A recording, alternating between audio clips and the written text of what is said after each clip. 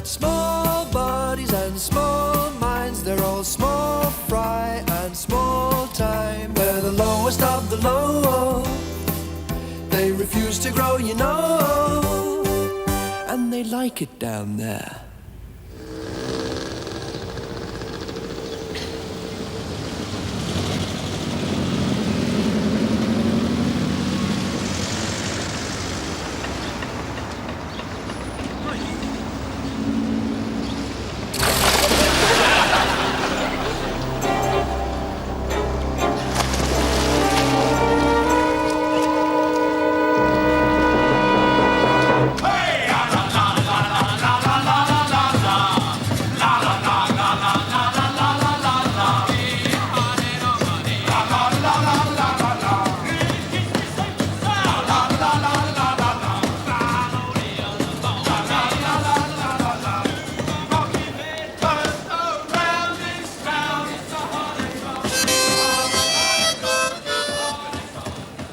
Thank you very, very much, Mrs. God bless you.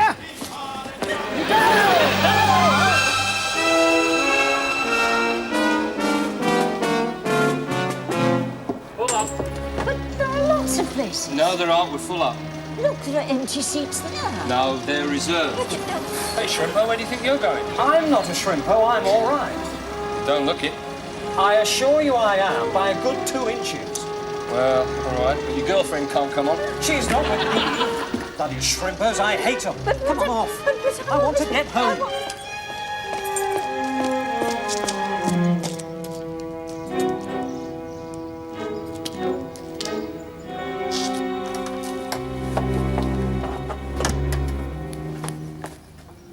Oh, hello. I didn't think I'd see you again. Someone's changed the locks. Oh, yeah, the council did all that this morning. My fish. I can't see any of my fish. Oh, they took all them. They took everything. Loaded all your stuff into a big van. I said to Mrs. Thomas at the corner, you know, with the leg, I said, it must smell with all them fish. I couldn't live with a smell like that. I heave at cheese. They've taken everything. Still, she said, there's no accounting for taste. Oh, and by the way, don't worry about the dog. It didn't suffer. 1 shot, Mrs. Thomas said. Mind you, you can't always rely on what she One shot? says. What do you mean, 1 shot? She once told me that Jesus was a black man. I said, don't be ridiculous. She said, well, he comes from a hot country. I said, don't tell me. I've been to St. Luke's. I've seen his photograph. Anyway, I can't stand here chatting to you all day. I've got my shopping to do. Oh, I hope you'll be all right in your new place. You'll probably be better off with other, smalls. I'm not a small.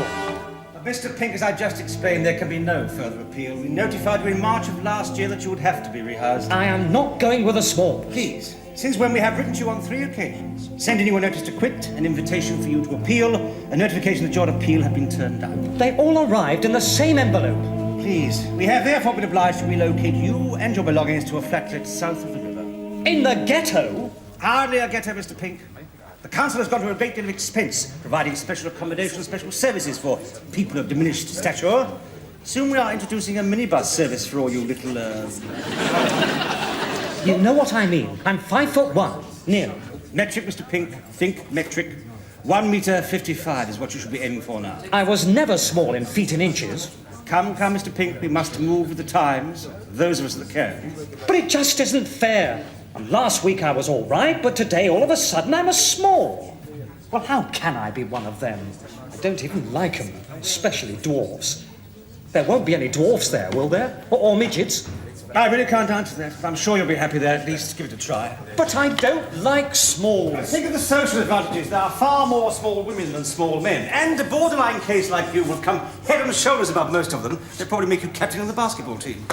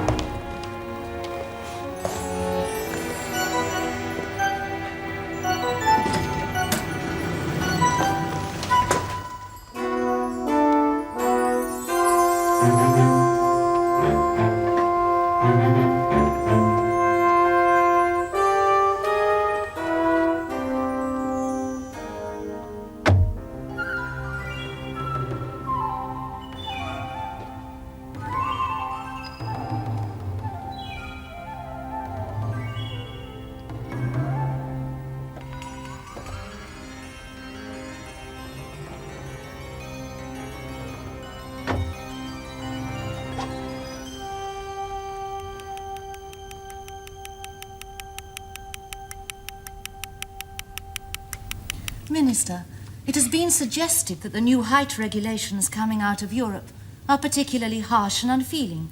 What's your reaction? Well, it simply isn't true, is it?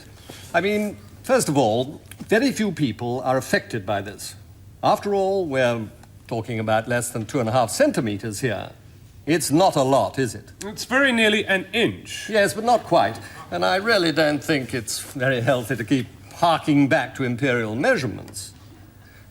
We've got to look ahead, and I feel that this standardization can do nothing but good. You see, we're no longer in the invidious position of having British smalls smaller than their European counterparts. Now the French small, the German small, the British small, and so on are all exactly the same. And this can only be in everyone's interest. That sounds reasonable enough. John, why should the National Council for Civil Liberties object to that? Well, we object to the whole process of categorization. This regulation means that even more small people are going to be disadvantaged. They are going to be forced into areas where there are no real amenities and no public services. The Minister knows that his government is following a sizeist policy. I resent that. This government has an excellent record in dealing with sizeism. It is precisely to protect the interest of the small community that we have adopted a policy of separate development, separate growth, or lack of it. Minister, what about the cases of individual hardship? Only yesterday we heard of a couple in Somerset whose elderly mother has been reclassified as small and been moved to a camp near Bodmin. Well, I don't want to comment on individual cases, but as I understand it, the lady in question, Mrs. Thornton, is in her 90s and has shrunk. Indeed, like many elderly people, she's been shrinking for many years. So you see, this would have happened whether or not the new regulations had come into force. すいません、私元倉と言いますが、これは私の妻です。ヒースローからこちらへ来るように言われたんですが、実は私デジタルライトメーターの工場を建てに来たんです。でも何が何だかよくわからないんですけど、一体どうなってるんでしょうね。Third floor, room 31.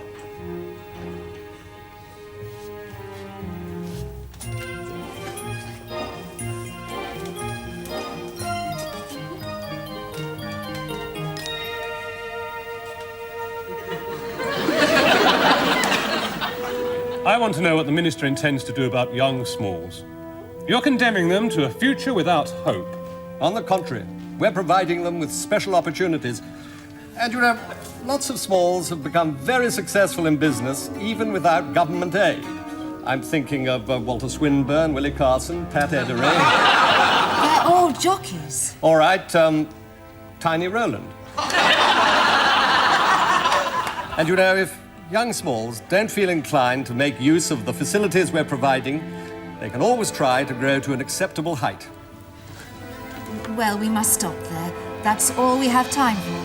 Gentlemen, thank you. Thank you. Thank you. Oh, God.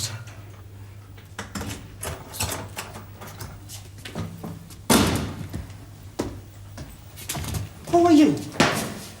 Oh, sorry, Squire, I didn't see you there. Well, just moved in, have you? Oh, lovely little place, isn't it? Well, I say lovely, not bad for the area.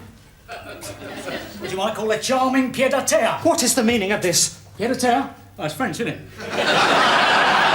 It means foot to the earth, literally. Which is stupid when you come to think about it. Certainly here, because you're on the 14th floor. Still, that's the French for you. How can you trust the nation that invents the brassiere? Just about had enough of this. The key, if you please. Mind you, you've got a good view from here. Nearly panoramic. There's the flats opposite. And there's the flats in Russell Road. There's the empty flats over there.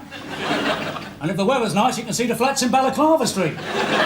So if you like flats, you're onto a winner. Oh, please go away. I want to be alone. Greta Garbo, Grand Hotel, MGM, 1932. All right, here's one. Was that cannon fire, or is my heart pounding? What? Ingrid Bergman, Casablanca, Warner Brothers, 1942. Yeah, it's a bit hard, that one. All right, here's another one for you, too. Stand still, Godfrey. It'll all be over in a minute. Are you quite mad? Come on, you must know that. That's the last line from My Man Godfrey, Carol Lombard, Universal, 1936. If you don't get out of here this instant, I'll call the authorities. I'm not in the habit of engaging in banal banter with half-wits, especially half-sized half-wits. Reclassified today, were you? A clerical error. Oh, they all say that. We had a dwarf brought in here last week.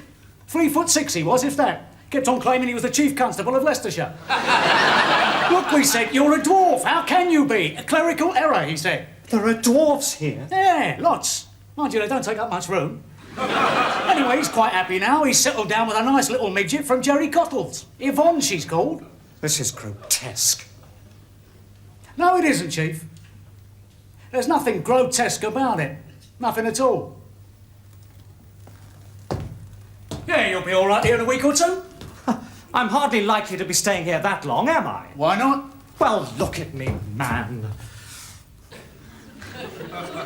Yeah? Well, look at me up here. Isn't it obvious? Well, how many syllables? What? Was it a book or a film? I've got it. The Maltese Falcon. No! What's all but a Greek? Don't be stupid.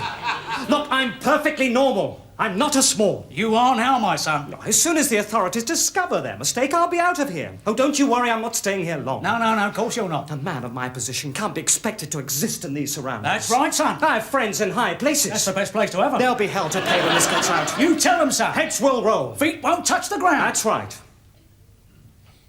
Are you taking the mickey? What, me? Look, who the hell are you anyway? Just a neighbour. Come to offer succour and solace in this, your hour of need. What are you doing here? What are any of us doing here, Chief? I mean in this flat. What do you want? Well, nothing really. Doesn't matter now anyway. I think you better go. Yeah, all right. Don't worry, Chief. You'll soon settle down. Partake of the social life. Don't play basketball by any chance, do you? What? Here's an idea. Why don't you come to the residents' meeting tonight? Do you good to get out. I mean, let's face it, all right? Pokey little place you got here. I wouldn't stand for it if I were you. I've heard all I want to hear from you. You better leave. I have fish to find. Frankly, sir, you're a pain in the neck. Frankly, my dear, I don't give a damn. Clark Gable, MGM, 1939, gone with a win. Cheerio.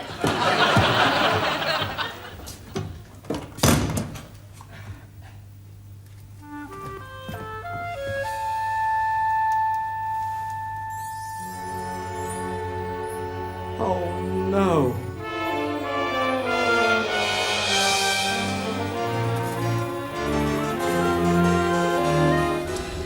I'm not staying long, George. Please. He is my brother. It's got to be done. You have got the postcards, haven't you? I've told you, yes.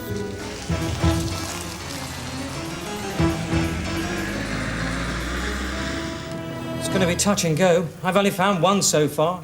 Oh, the others will turn up. Fish just don't turn up. Well, they do, but then they're dead. I can't believe it. Only one left. Well, how many did you have? Well, how the hell should I know? Roy, language.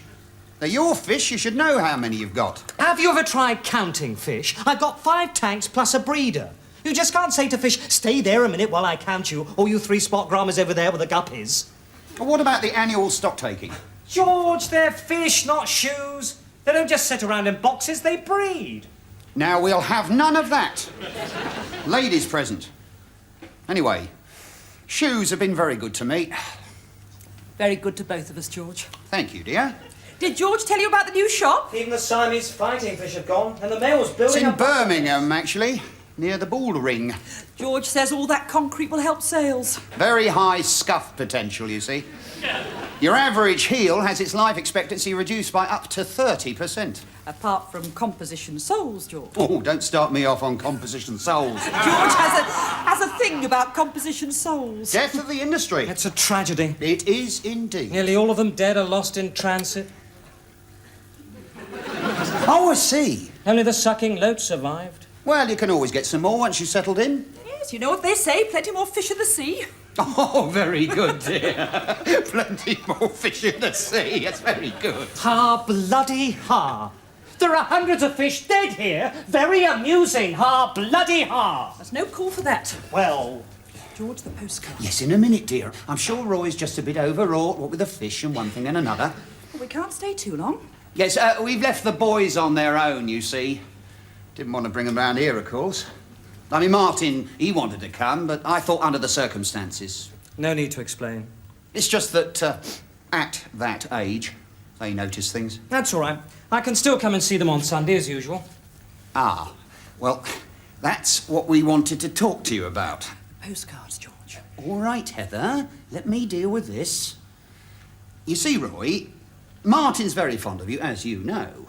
And so is Gordon, in his way. Well, we all are. It's just that Heather and I thought it might be a good idea if you didn't come round on Sunday. I see. Wait until things have been sorted out. I have to think about the neighbours. You know what they're like round our way. And it might not be very good for business. What wouldn't? Well, if it got out that I had a brother who was a, you know. But I'm not. It's a mistake. Oh, I'm sure it is. And anyway, it doesn't matter to me what people say you are. I shall always think of you as my little brother. It's just that some people in the business world are prejudiced. And we have to think about the boys. Children can be very cruel. That's why we brought the postcards. Yes, what we thought was, if you could write this one to Martin and put on it something like, having a smashing time, weather very hot, love Uncle Roy. It's from Australia. That's right. That's where we've told him you've gone. But what in God's name for? Roy! Roy! Look, do you remember when his hamster died? We came down one Sunday morning, there it was, in the bottom of the cage, stiff and cold. Well, we didn't want him to see it like that. He's a very sensitive child. So, Heather flushed it down the toilet and I told him it had gone foraging. So now he remembers it as a lively little fellow, full of fun, running round and round in his wheel. And that's how we would like him to remember you. What are you talking about? No, just bear with me a moment. Look, this is a view of Ayers Rock. Now, if you could just put, I'm off to see the wild dingoes tomorrow, love Uncle Roy. Are you going to tell everyone that I'm dead? Just for the sake of the children. Who gives a damn about your children? What about me? Don't you dare talk about my children like that. It's not our fault you're the way you are. What's that supposed to mean? There's no history of it in my family. Well, there's never been any of it on our side until now. Do you realise Gordon's got to have blood tests just to be on the safe side? No, I don't think we've got any worries there. He's got very big feet. Bigger than Martin's. I had an uncle in the Guards. Oh, he'll spring up, don't you worry. He's a late developer. Not like, What? Well, let's not beat about the bush, we've always known. Known what? Oh, come on, Roy. You're a small.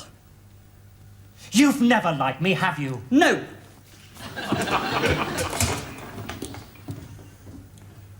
The Bermuda Triangle might be a nice idea. I'm a bit worried about item 6. You can cope, love. No question, dear. It's just that I don't want any unpleasantness. Well, there's no need for any unpleasantness. No, there never is. It's just the sum of our number. No names, no pack drill. Jenny. That's right. Always seems to want everything to be political. Well, it is not the time or place for that sort of thing. Especially with all these new ones coming in. Oh, I said hello to the couple who just moved into number 31. I invited them to the meeting. Mr. and Mrs. Motocura. I think they're coming. Hello, Fred. And how South London's aunt at the John Collins? Oh, that laugh sends shivers down my spine. All set then, Fred? What time's the off? 7 o'clock. Oh, there should be a good turnout with all the new faces. I've put the word about. They all seem very nice to me. Real friendly lot. That sugar shows his face at my door again. I'll set the dog on him. Now, Heather. Does George know what happened in Bournemouth, you hussy? Don't you speak to my wife like that. What do you mean, Bournemouth? I'm glad they put you in here. Glad. I don't need you. I never did and I never will. I'm going to fight back. I won't be here long. Wait and see. And when I was 6, I was taller than Gordon. I see you made some friends already.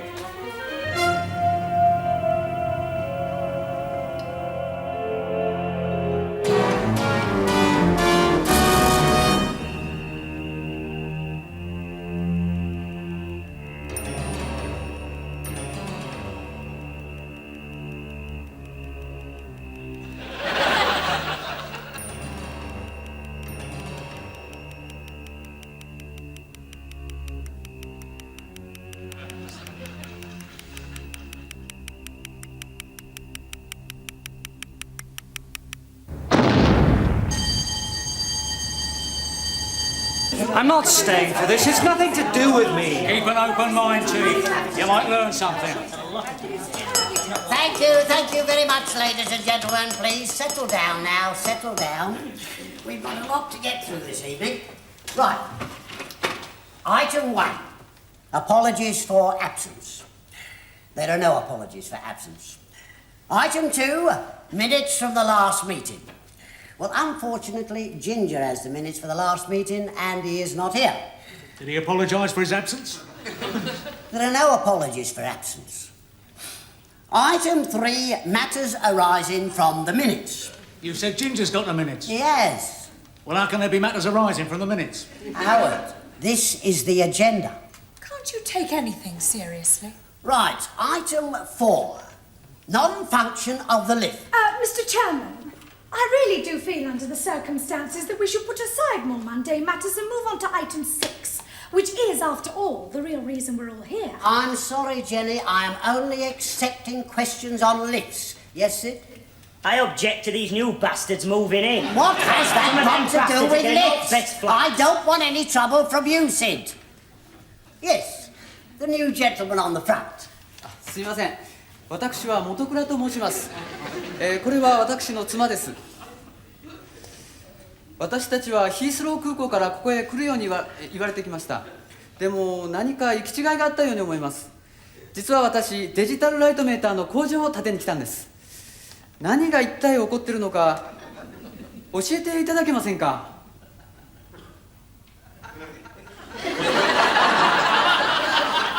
A good point. Put that in the minutes, Lily.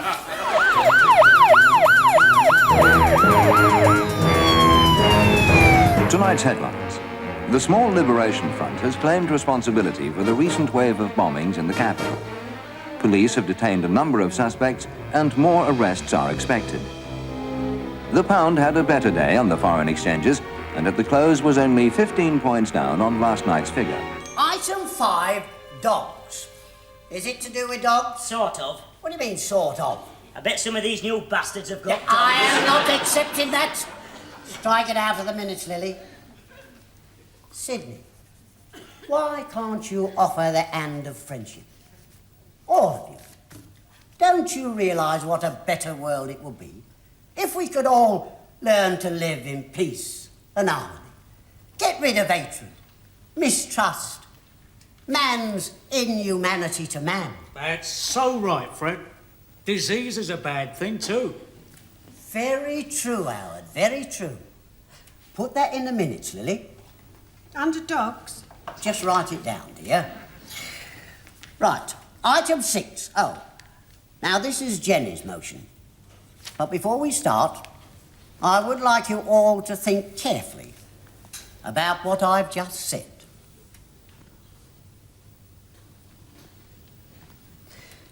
Jenny? Adelphi House Residents Association deplores the new government regulations creating thousands more underprivileged citizens. We further oppose the unwarranted moves to foist them on an already overburdened, overcrowded, disadvantaged area. We call on Smalls everywhere to protest against this outrage in the strongest possible terms. Have we got any other points of view? Would somebody like to offer the hand of friendship? Mr. Chairman. I'm sorry, you've had your turn, Sydney. I'm entitled to speak. Is it to do with the new regulations? Yes. It had better be. Excuse me, Chief, back in a minute. What I want to know is this.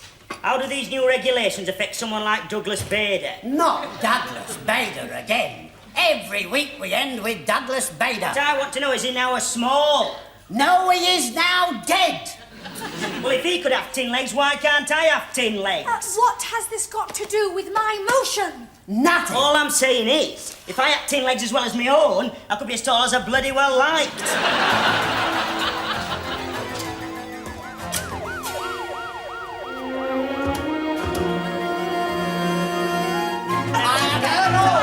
Some of these new bastards are getting all fresh flats, and every time you come... Right. Sit down and shut up. Officer, we were just having the meeting. Shut up.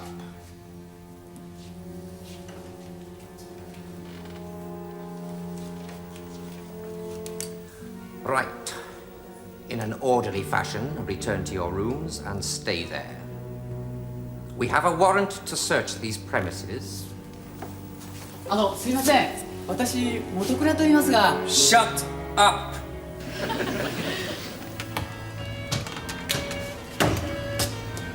Is this your room? No. This way, officer.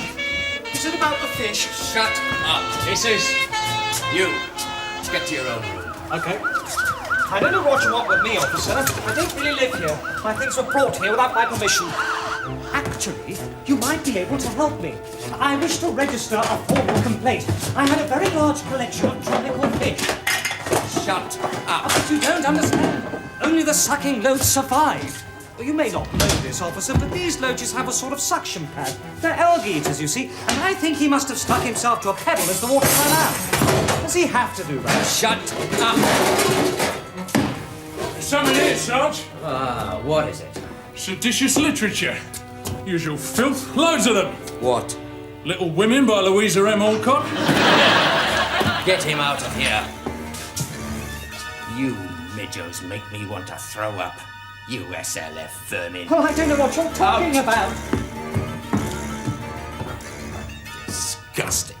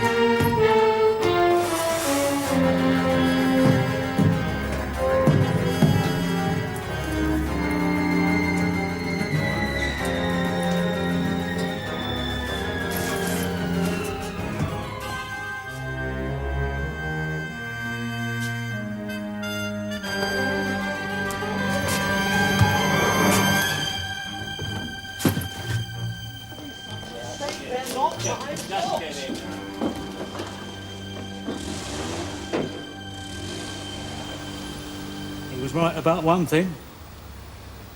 He didn't stay long. They've got small bodies and small minds. They're all small fry and small time. They're the lowest of the low. They refuse to grow, you know.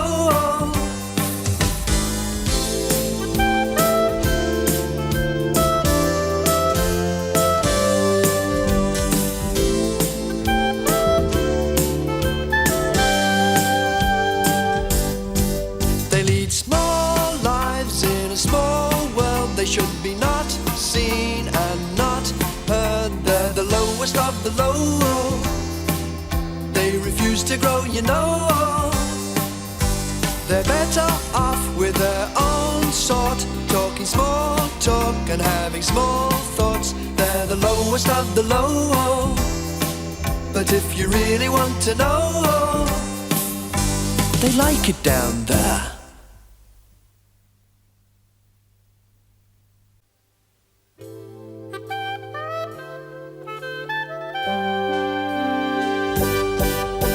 Small bodies and small minds. They're all small fry and small time. They're the lowest of the low. They refuse to grow, you know. And they like it down there.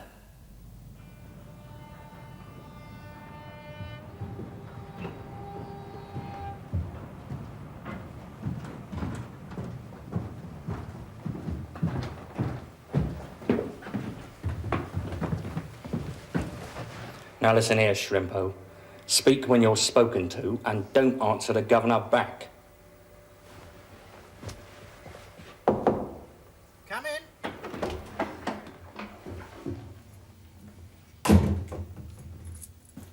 211-5473B. Pink, sir. Due out today. Ah, yes, Pink. Well, Pink, your stay with us hasn't been a very happy one, has it? No, it hasn't. No, it hasn't, sir. No, it hasn't, sir. You could have been out of here last week, you know, if you'd behaved yourself. The warders said they never heard such screaming. They put a midget in my cell. They put a midget in my cell, sir. They put a midget in my cell, sir. Of course they did. But why should that bother someone like you? All the smalls in this prison... But, sir, I'm not a small. Yes. The prison doctor told me you had delusions of height. Now listen to me, Pink, and listen carefully. You are 1 meter 54. The new EEC regulations say that unless you're 1 meter 55, you're a small. So what are you, Pink? I'm not a small, sir. Shall I hit him, sir? No. Look, Pink, the law says that unless you're 1 meter 55, you're a small. Are you 1 meter 55? No, sir. Then you're a small. But, sir, they changed the rules. I was all right when you had to be 5 foot. I'm 5'1".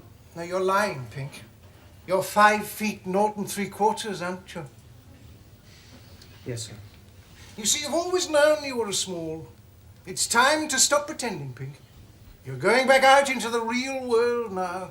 You've got to accept your position and try and make a go of it. But, sir, they've moved me south of the river into the ghetto. Of course they have. Well, it's awful. It's full of shrimpos. That's why you're there, Pink. Shall I hit him now, sir? No, Mr. Fraser. Sir, you don't understand. I've always hated smalls. They make my flesh creep. Well, they're different. They're not like you and me. What do you mean, you and me? You and me? Did you ever hear such a thing, Mr. Fraser? He's asking for a thumping, sir. He is indeed. Listen, my lad, I know your sort. We've had them all in here. The middle-aged midget dressed as a schoolboy travelling half-price on the buses. The old shoulder dodge, 1 long coat and 2 dwarves buying 1 ticket for the pictures. Look, sir. And you coming here telling me that really you're big, that really you're the Incredible Hulk. Well, it won't wash, my lad. You're small, a shrimpo, a midjo, a wee Georgie Wood. And you know it as well as I know it. On the very first day that you were reclassified, you got yourself arrested. What was it for, Mr. Fraser? Dirty books, sir. Yes, and what were they, Pink? They weren't my books, sir. What were they, Mr. Fraser? Little Women, sir. M. Orcott. Little Women, Pink. On your very first day, and you tell me that you're not a shrimpo. You must have been wallowing in that sort of filth for years. I've never read it, sir. Looked at the pictures, though, eh? You're a degenerate, Pink. The very first time I saw you, one word sprang into my mind. Do you know what that word was? Recidivist. You're a recidivist, Pink. That's what you are, a recidivist. You mix with vermin. It wouldn't surprise me if you were in the Small Liberation Front. Oh. Tell me, Pink, do you plant bombs as well? No. Or kidnap people? No. Let me tell you this, my lad. This society will not tolerate the men of violence. Shall I hit him now, sir? Yes, carry on, Mr. President.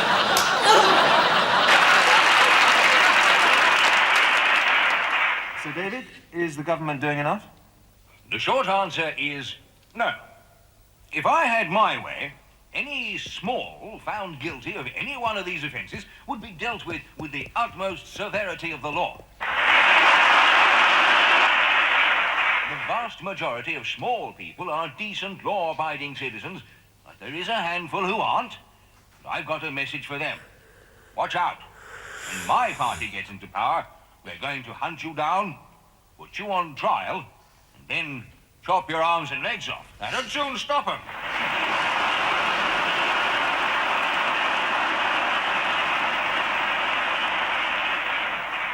Jeff Haskins? I'm appalled by this. I condemn all violence. I condemn the SLF, but I also condemn the violence done to small people. How would Sir David like to be uprooted and moved south of the river? And what about this curfew just for the smalls? It doesn't go far enough. They should be shot on sight. Fascist. Gentlemen, please. Let's see what the church has to say, shall we? Bishop? Well, I agree with both the previous speakers. I think St. Paul summed it up in one of his rather witty letters to the Ephesians. Dear Ephesians, he wrote... Roy, get in. Hello, George. I didn't expect to see you. Get in. I just don't know what to say. I really don't. I really don't know what to say. Well, George... Shut up, I haven't finished. I don't know what to say. But I'll tell you this. You have besmirched the family name. Dragged it into the gutter. I mean, it's bad enough having a brother who turns out to be a small. But obscene books? I felt sick. How many more times? They weren't mine. Someone must have left them in my room. I'm only glad Mum's not here to see this day. The shock would kill her. No pink has ever been in prison. What about Uncle Ralph? Oh, well, he was a pink by marriage. Anyway, it was never proved. He explained that his own toilet was broken. He was in there for 3 hours. He was constipated. What's in there, then? I don't know, I'm just looking.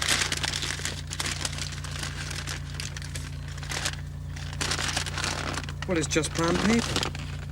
Why did they give me brown paper? Well, they always give you a brown paper parcel when you leave prison. Why?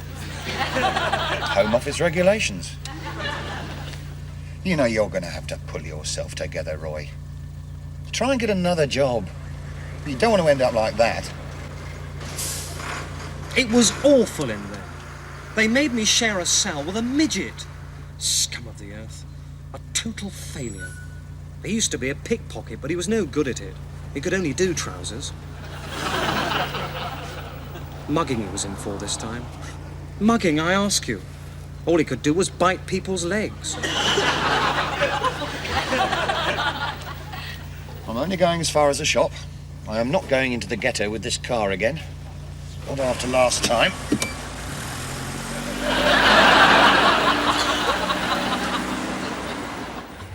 I don't know why people have to carry on like this. Can I look yet? No, not yet. I don't like all this writing on the walls. Spoils the look of the place. Used to be very nice round here. Why can't we have one of those big paintings like they've got at the end of Friswell Street? I don't know what it's a picture of, but it's very nice. A mural. Now, that's an idea. There's a black man with a spanner and a Chinese baby with a bus on its head. Yes, so to put a stop to all this writing, I'll bring it up at the Residents' Association, shall I? And between the black man's legs, there's a mountain with some children playing on it. Well, we're not having anything like that, Lily. May we remind you that for your personal comfort and the safety of your family, you are requested to remain in your homes between 9 o'clock in the evening and 6 o'clock in the morning. Any small person found on the streets during the hours of darkness will be arrested. Stay in your homes. Do not go out. Come on, Lily. We better go in. But we haven't finished yet. You heard the announcement. Stay in your homes. But I haven't been out to get your lunch yet. Never mind. It's better to be safe than sorry. We'll open a tin or something. Any small person found on the streets during the hours of darkness will be arrested. All I'm saying is it's no bloody way to carry on. They've moved too many of them new bastards into these flats. Look, Sid, you don't suppose they want to be here, do you? It's not much fun being evicted from your own home and shoved into this place. Well, it's no fun coming out of your flat at middle at night and tripping over a family of flaming dwarfs. Fast asleep in corridor, hundreds of the beggars. Oh, come on, Sid. There were 2 couples, 4 people, that's all. Well, it felt like hundreds. It was like a bloody obstacle race down that corridor. I'll give me a right fright. Yes, you gave Mrs. Delgado something of a shock as well. Oh, she? One of the women on the corridor. I never touched her. If I did, it were only in fun. How were I to know it were her husband? What were you doing wandering around in the middle of the night anyway? Well, it's none of your business. Hello, Sid. Howard. How'd you get on with the blonde bird on the 4th floor last night? Not now. I never even bloody got there. He's a lad, isn't he, eh? Am I supposed to find that sort of juvenile chauvinist remark amusing? Well, what's the matter? Hasn't he been round your flat, then? He's like a nocturnal Avon lady, isn't he? Knock, knock, ding dong, Sydney calling. Still, this curfew should limit his activities a bit. Is that all a curfew means to you? It doesn't affect me, Jenny. There are ways round it, you see. Anyway, why should I worry? He doesn't knock on my door. I had my eye on a lovely bit of cod as well. Fred, what's happening out there? Well, we've got rid of the it. All we're left with is a shoe. What? Out there, round the back. Someone wrote shit on the wall. Yeah, Lily! I thought I told you not to look. Fred, what are we going to do about this curfew? Oh, me and Lily are going in now. It doesn't start for 10 hours. No point looking for trouble. Fred, you're supposed to be chairman of the Residents' Association. You should give a lead. Look, don't you think a curfew's wrong? Well, it's for our own good. It says so in the paper. Oh, that's the idea, Fred. You keep your nose clean. Stay indoors till you get the all clear. Right, I'm off. I'll see you tonight, Jenny. Fred, Lily, I'll see you when you come out again. In about 3 or 4 years. Excuse me. Oh, hello, darling. I'm a bit late for work, but could I interest you in a brief moment of heightened passion? Oh, well, if you're going to argue about it. Hi, I'm Sally, South London Law Centre, here to investigate the complaints. Complaints? What complaints? Complaints about overcrowding. Well, I haven't made any complaints. We haven't made any complaints. Yes, we have, and I made them. I complained to the law centre. Well, I'm here to help. Anything at all I can do, you just have to tell me. Great. You couldn't slip out and get me a bit of cod, could you?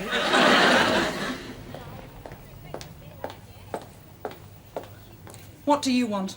A pair of shoes, please. Obviously. What sort? Black ones, please. Just an ordinary pair of black ones. Are you sure? Yes. Just an ordinary pair. What size? Quite large. 7, 8, whatever you got. All right, then. Maybe with platform soles or a Cuban heel. Aye. So get it! You know the footwear laws as well as I do. Go on, read it.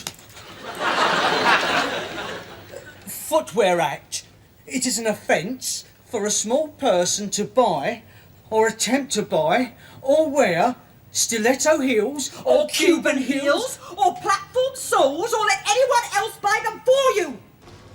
I recognise you, don't I? I've seen you hanging around outside with your little pals. Not me. Well, you can tell them from me that from now on they won't even be served with sandals in here. It's no good, mate.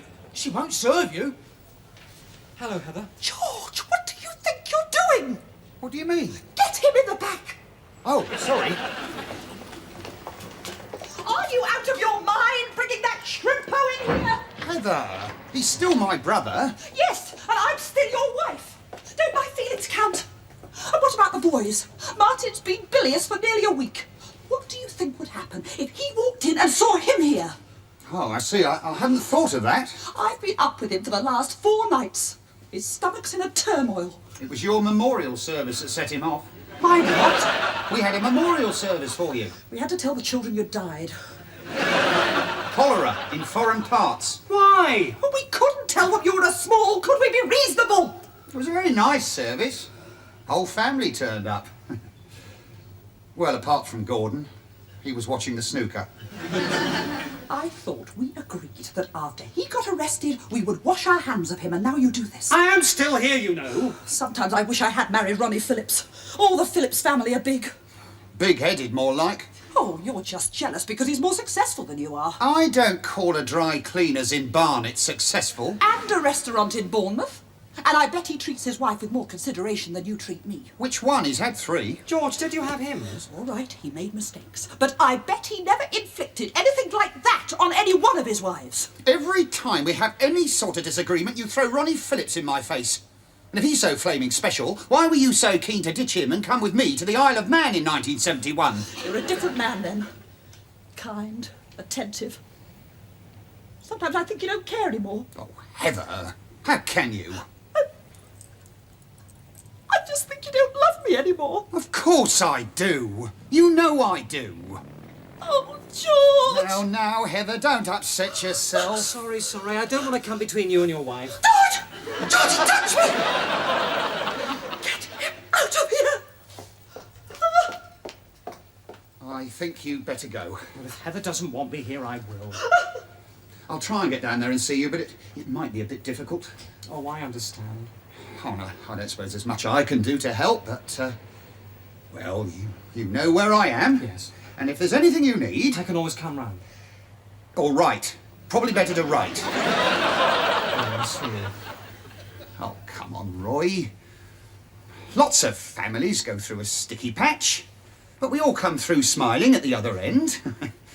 Look, there was an article in this month's Reader's Digest about a brother and a sister who got separated during the war. It's very good, the Reader's Digest. The articles are just about the right length. On most nights, I find I can fit one in between my VAT and my bath. Anyway, these 2 kiddies were evacuated. sent to different ends of the country. One went to Torquay. No, wait a minute. No, it wasn't Torquay. Where the heck was it? What's this got to do with anything? Just stop interrupting and you'll see. Anyway, for sake of argument, we'll make it Torquay. Now, the point was, they lost touch. They didn't see each other for 43 years. Now, apparently, they met again last Christmas, and they said that although they hadn't seen each other for all those years, they always felt really close. And that's how we'll be. Really close? Well, no, I meant more like the 43... Well, no. No. What I was saying was, Roy, brothers don't have to see one another all the time. It won't affect our relationship. Oh, I'm going. Go, if you don't mind, Roy. Take care of yourself. Right, I'll see you then. Perhaps so. Yes.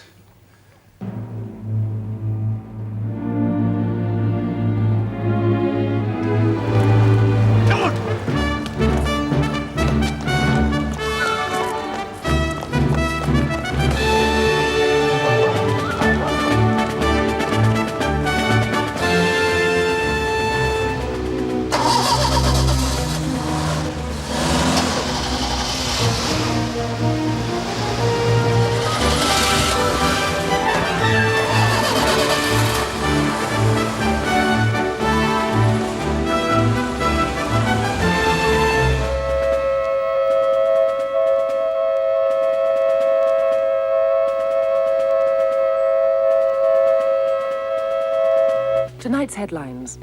In Paris, the French terrorist organization, Les Petits Bâtards, have kidnapped the Harlem Globetrotters. In South London, thousands of small people obey the government call to stay indoors. And cricket?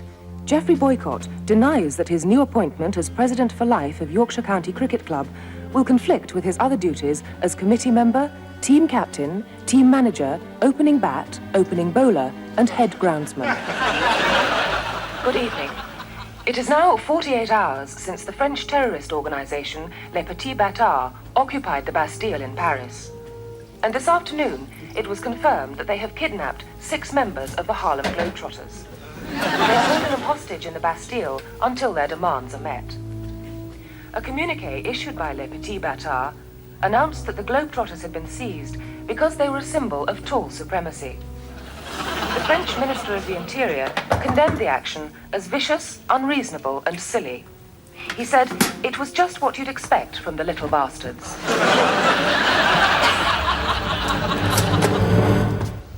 Yes? It's Mr. Pink, isn't it? Yes?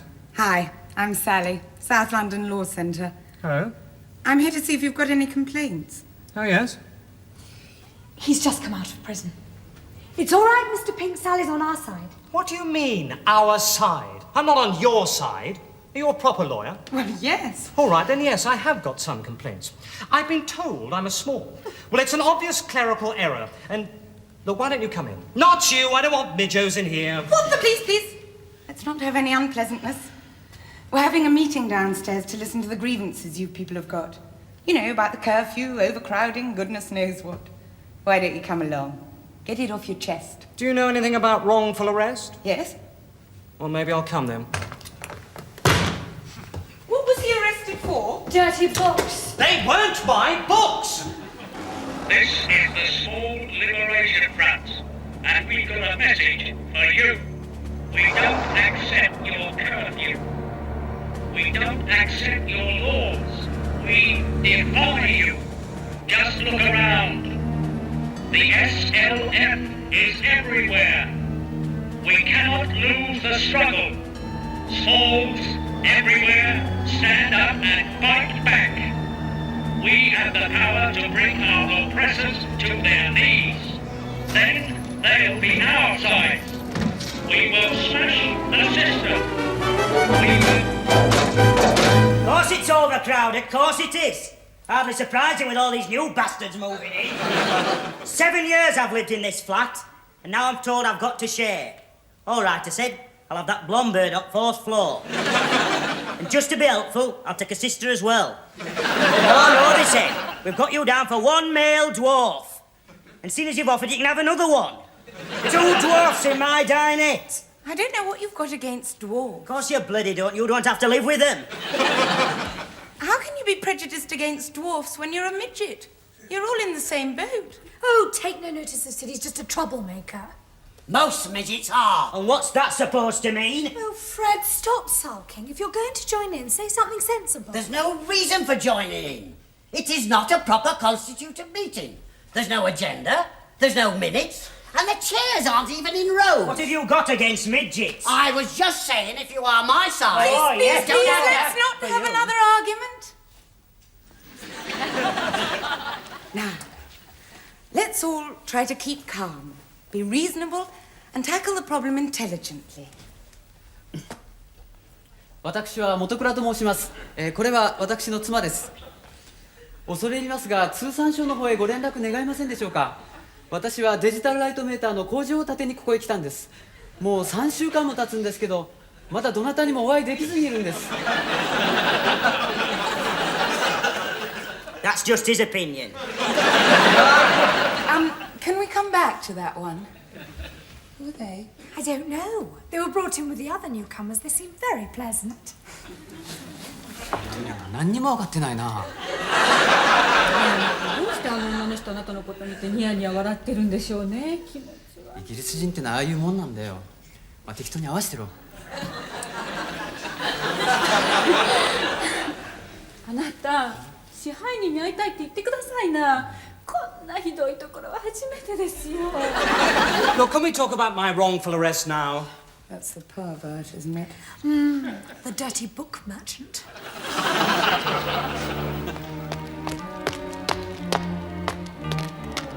All right, Midjo. Come on out. I know you're in there. Give yourself up. I'm warning you. Noise down. Midjo!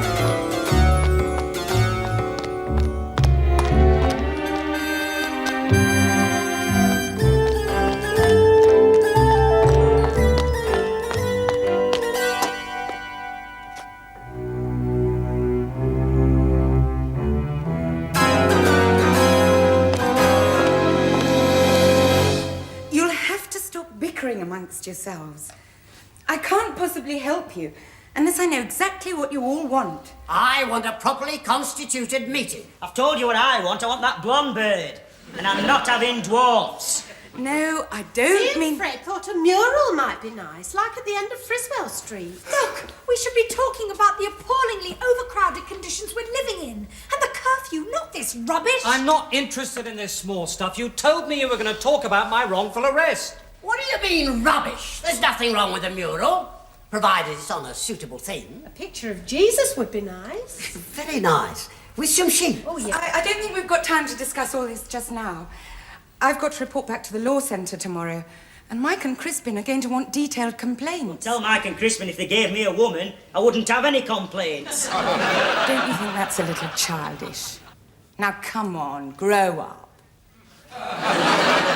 When I say grow up, I don't mean, grow up. I meant grow... Look, how many of you people need to be rehoused? 40. Fine. I don't know what it is with you people.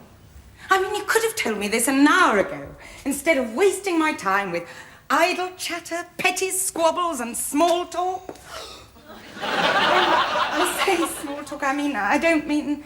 Well, you know what I mean. I would like to point out that this is not an official meeting, A. And B, Jenny is speaking on her own behalf and not in any official capacity. And C, Howard Z has just come up through the floor. Oh, hello. Tell Richard Attenborough that this tunnel's too short. What are you doing down there, Howard? I've been out. Is it nice down there? Not bad. Where's it lead to? Here and there. What about the curfew? What are we playing? 20 questions? Here, how did you get back if there's a curfew? Ah, that's my secret. Well, it's not much of a bleeding secret. It's bloody sewer down there, you dirty beggar. I believe I did see the odd sewer in my peregrinations. Look, I don't think I ought to be hearing this. If anyone's been breaking the curfew, I'm not going to report them, but I don't want to know about it. Oh, you big darling, I could kiss you. No, no. It's because I'm small, isn't it? No, of course not. I think it's because you smell, dear. Well, I think I've got all the information I need. Oh, dear. I'll put in a report about the overcrowding. Good heavens. What about my wrongful arrest? Get away from me! Get away! Come any closer, you little pervert, and I'll call the police. People like you need treatment, medical treatment, or castration.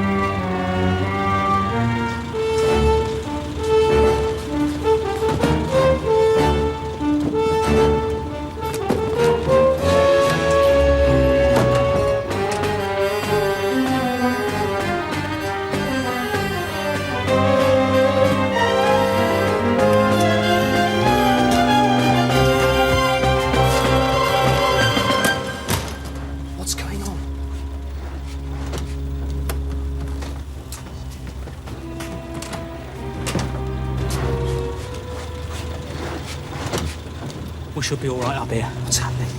They're clearing the first 2 floors. Where are they taking them? God knows. I don't suppose it's Butlins. What are they doing it for? I don't think they like us very much. What do you mean, us? It's got nothing to do with me. I'm not one of you people. I'll be out of here soon. Of course you will, Chief.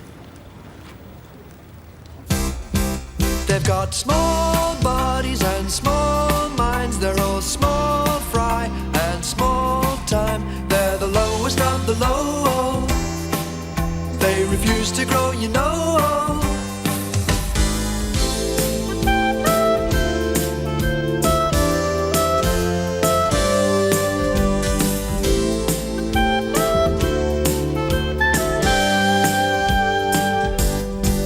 They lead small lives in a small world. They should be not seen and not heard. They're the lowest of the low.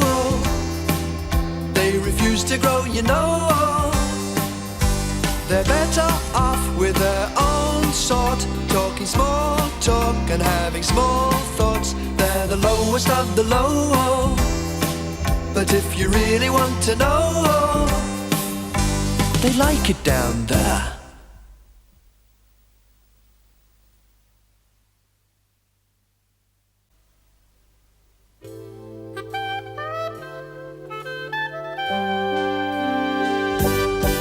They've got small bodies and small minds. They're all small fry and small time. They're the lowest of the low. They refuse to grow, you know. And they like it down there.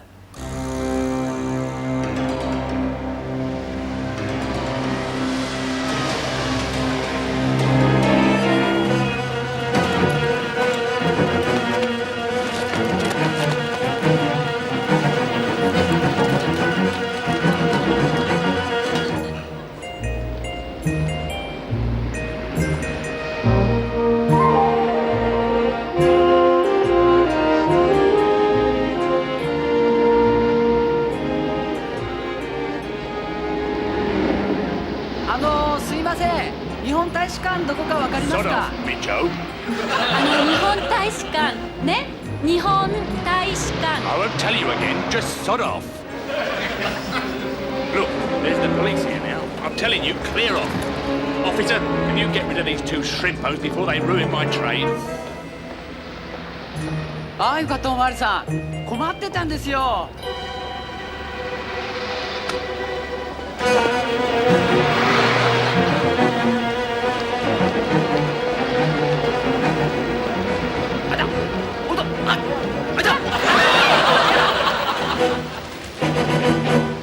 It's not much to ask, Lily. Couple of hours on a Saturday afternoon. That's all I'm talking about. I agree. And the place needs brightening up. Well, with a few buckets and sponges, a lick of paint here and there, the odd bedding out plant, a few shrubs, that's all I'm talking about. Night-scented stock would be nice. For sitting out of an evening. Yes.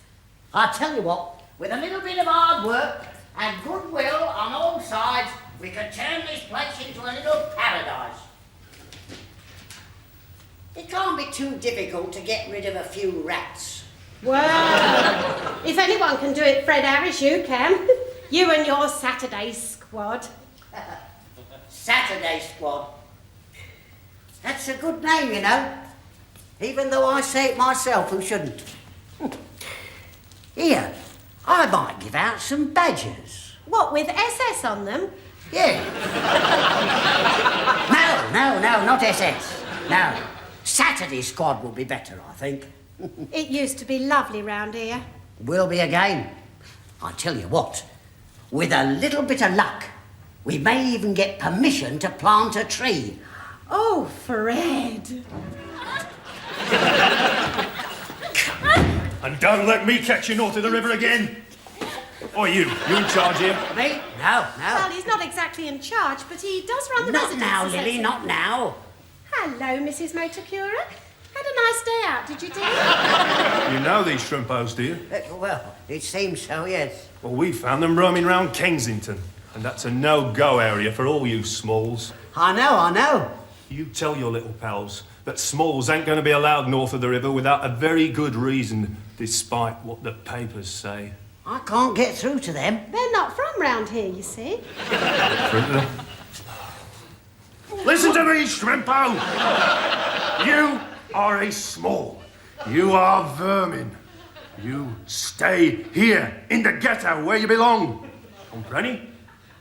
Otherwise, breaky, leggy. See? Diplomacy. Never fails.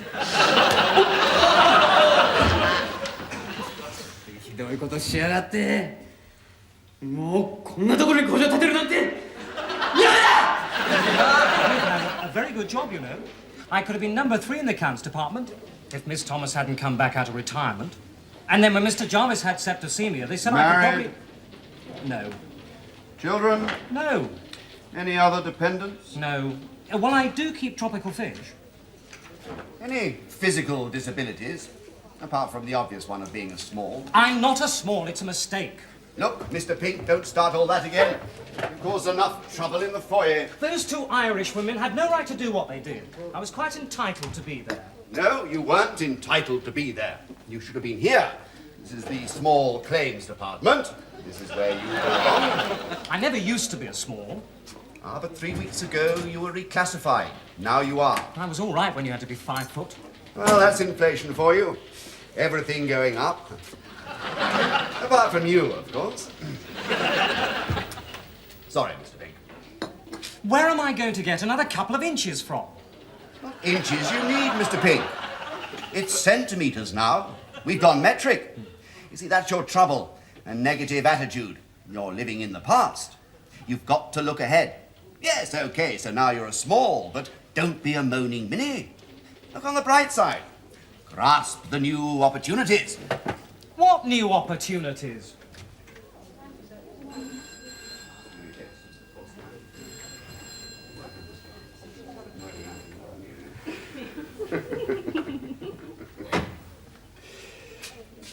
What new opportunities?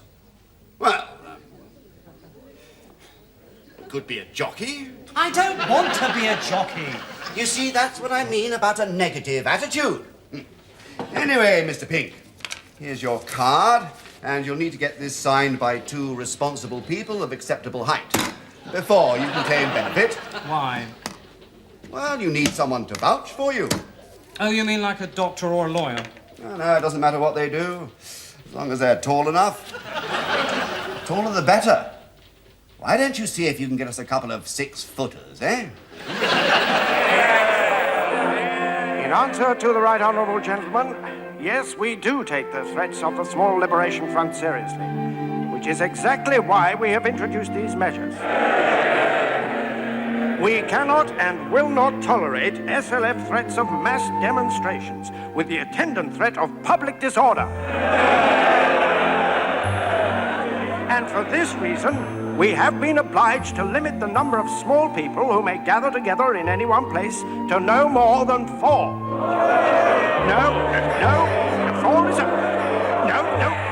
Four is a perfectly reasonable number.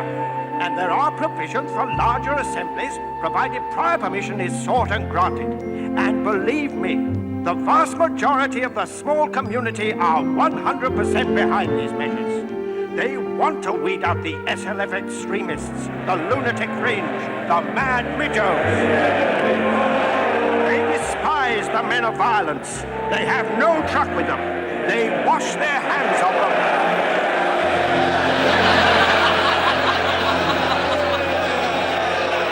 I'm just saying, I would have been a better person to interview. What the hell does he think he looks like? Oh. Fred, have you seen that suit?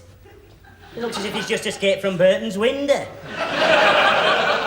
I don't know why they asked him to be on telly. They want someone with more personality, more style. Oh, you mean someone like you, Sid? And what's wrong with that? I'll be better than most of them Nancy boys you see on telly. Sid, you haven't got the first idea about media presentation. Well, I suppose you have then, have you? Dungarees, dangly earrings and a posh voice. Don't make you Anna Ford, you know. If they're going to interview someone, they want someone like me, the man on the street. I've got the common touch. Yeah, so the barmaid at the Prince of Wales said. That were a misunderstanding. I just wanted to help her up with a barrel. Up where? Now, come on, Howard, I told you that in strictest confidence. Look, no one here seems to realise how important this interview could be. It's our opportunity to put our case on national television. I mean, we've got a 2-minute slot. Well, we could change the course of history, couldn't we, Jenny? I know he'll make a mess of it. I mean, Fred doesn't represent our views. He's a boss's man. He's a dickhead. Why interview him? He's chairman of the Residents' Association. He's still a dickhead. OK. Mr. Harris, it's been suggested that the latest government measures are a severe infringement of your civil liberties. Do you agree with that? No. But has the government got it right? Yes. So you're quite happy with the situation then, are you? Oh, quite happy. Very happy, thank you. But limiting meetings to 4 people, isn't that unreasonable? Oh, no, not really. I mean, it doesn't interfere with official meetings. I mean, my resident association. That will function as per usual, when we get permission. And this official observer. Now, that might be a very good idea. Keep some of the bolshy element quiet. No names, no pack drill. He means Jenny and Sid. Yeah. Because I am a doer, not a talker. That's why I started my Saturday Squad. What's that? Some sort of protest group? Oh, no, nothing like that. No, dear me, no. No, it's more of a environmental group, you know, a sort of keep Britain tidy sort of thing. We are going to clean up the area. People dump all sorts of rubbish round here, and we'll get rid of the lot. And we've got rats. Yeah, but not many. No. I mean, that's nobody's fault. I don't blame anybody for that. I don't blame the council. I don't blame the rats. But me and my men, we will get rid of them. We'll poison them, set the dogs on them. But the main thing is we'll stop them breeding now. Can you hear what they're saying? No, not properly. A star is born, eh? It looks all right, Puff. They should have interviewed me. I'd have told them what it's really like down here. Yeah, he knows Desmond Lynham. Really? Yeah. A very nice chap, apparently. He was nice, too. We had quite a chat. Fred, did you tell him we're not going to accept these laws? That smalls everywhere are going to fight oppression, fight injustice? I don't think you did mention that. But no, not in so many words, no. But I was fair. Fair but firm. I think I came across quite well. You were a star, Fred. I think it must have something to do with that Paul Newman profile. Really? Yeah. Still, what can you do when the camera loves you? Funny you should say that, Howard, because when I was younger, a lot of people said I looked a little bit like Alan Ladd. Oh, for heaven's sake! What a wasted opportunity. Fancy asking him for any serious comment on small oppression. Yeah, the dickhead. Without resorting to any silly slogans, Jenny, I discussed these new laws quietly, fairly and firmly. Nobody pushes me around. I told him, on behalf of us all.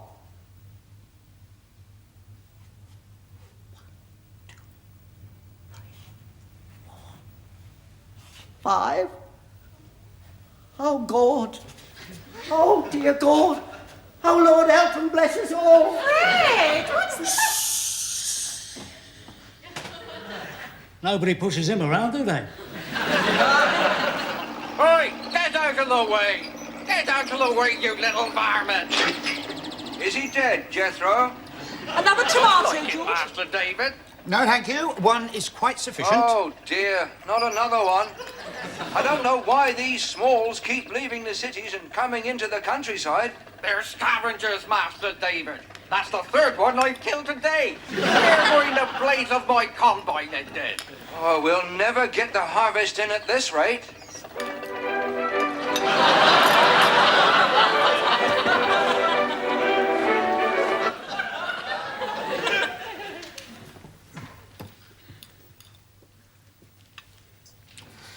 It said in Shoe and Leather News this morning that mules are set to make a comeback. I can't see it myself. Have we got any left? Oh, yes, we got 3 gross left from the last time round. I found Martin reading again this morning. Oh, yeah? He'd been back down to the library. I don't know what we're going to do about him. That boy reads too much. I wouldn't mind if it was biographies or something useful. At least they're true.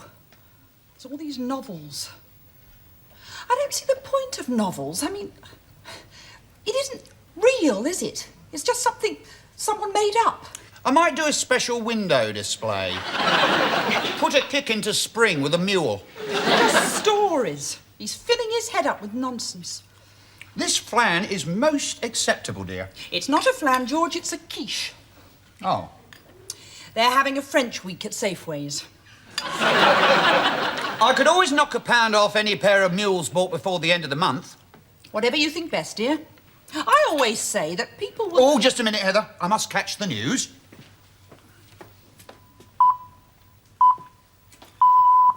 BBC News at 2 o'clock. Further outbreaks of the mystery virus affecting the small community have been reported. The disease, already dubbed the small pox, has so far claimed 14 lives, 10 in Manchester and 4 in Northampton. Scientists are baffled as to its causes.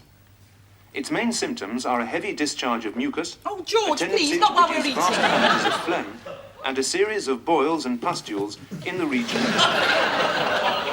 Sorry, dear. Why don't they ever give us any good news? I'll go. Oh, if it's that tree surgeon come back, tell him he's too late. What the hell do you think you're doing? I told you never to come here. Well, I'm sorry, George. I had no choice. Now, just keep calm, Heather. Just keep calm. It's Roy, isn't it? Well, I can't help it. He is my brother. Hello, Heather. Get him out of here. Well, I can't at the moment. Rodney Eckersley's outside cleaning his Volvo. He didn't see him, did he? No, I don't think so. I dragged him in pretty quickly. Well, I was very careful. The shame of it. Oh, I'm sorry, George. I didn't mean to upset her. Are you mad? I mean, fancy coming around here. You know we can't see you anymore now that you're a small. I was desperate. I've got to get 2 6-foot signatures. Well, why us? I've nowhere else to turn. Well, you know we've told everyone you're dead. I'm appealing to you. I need help. I am not getting involved. I am signing nothing. George, you're my brother. And it wasn't always like this. We were close as children. You used to look after me. Yes, well, things have changed. You're part of me, George. You always will be. Those things can never change. Remember the holidays we used to have in Scarborough? And the year when Mum and Dad had to go to Auntie Betty's and we were on our own? For a whole weekend. I was 8 and you were 12. You looked after me. It was great. We went to the fairground. We spent nearly 10 shillings each. And we had candy floss and fish and chips on the way home. We didn't get to bed till 11 o'clock. It was great, George. Was that you? I always thought it was Cousin Geoffrey. I've drawn the curtains upstairs too. Rodney Eckersley's gone in now. Quick, get him out of here before the boys come home from school. Oh, damn it, I've forgotten about the boys. Look, what's this thing you want me to sign? Well, it's just my unemployment card. I can't get any money till it's signed. You're signing nothing, George. Do you want to get rid of him or not? Is there? Now then, if there's any comeback on this, I'll say it was a forgery. Now, on your way. Well, I need 2 signatures. Oh, give it to me then. Now, out!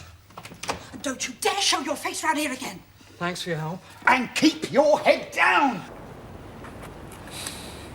Well, we'll give it another 5 minutes and then we'll make a start. I must say, I expected a few more than this. There's only you and me. Well, that's what I mean. It's not much of a turnout. Well, it's not what you call a turnout at all, is it? Just the 2 of us. All right. Don't go on. I think we shall have to give dredging the canal a miss for today. I can't wash all these walls from here to Friswell Street, not on my own. I'm afraid you'll have to say goodbye to your night-scented stock, Lily. Oh, Howard, you're just in time. We're almost ready to start. What's that then, Fred? Now, what shall I put you down for? Graffiti? Here. Are you any good with rats? Now, come again, Fred? He hasn't brought any equipment. Stop raising objections, Lily. You can borrow my brush. Oh, sorry, no, I'm not here for your Saturday squad. Oh.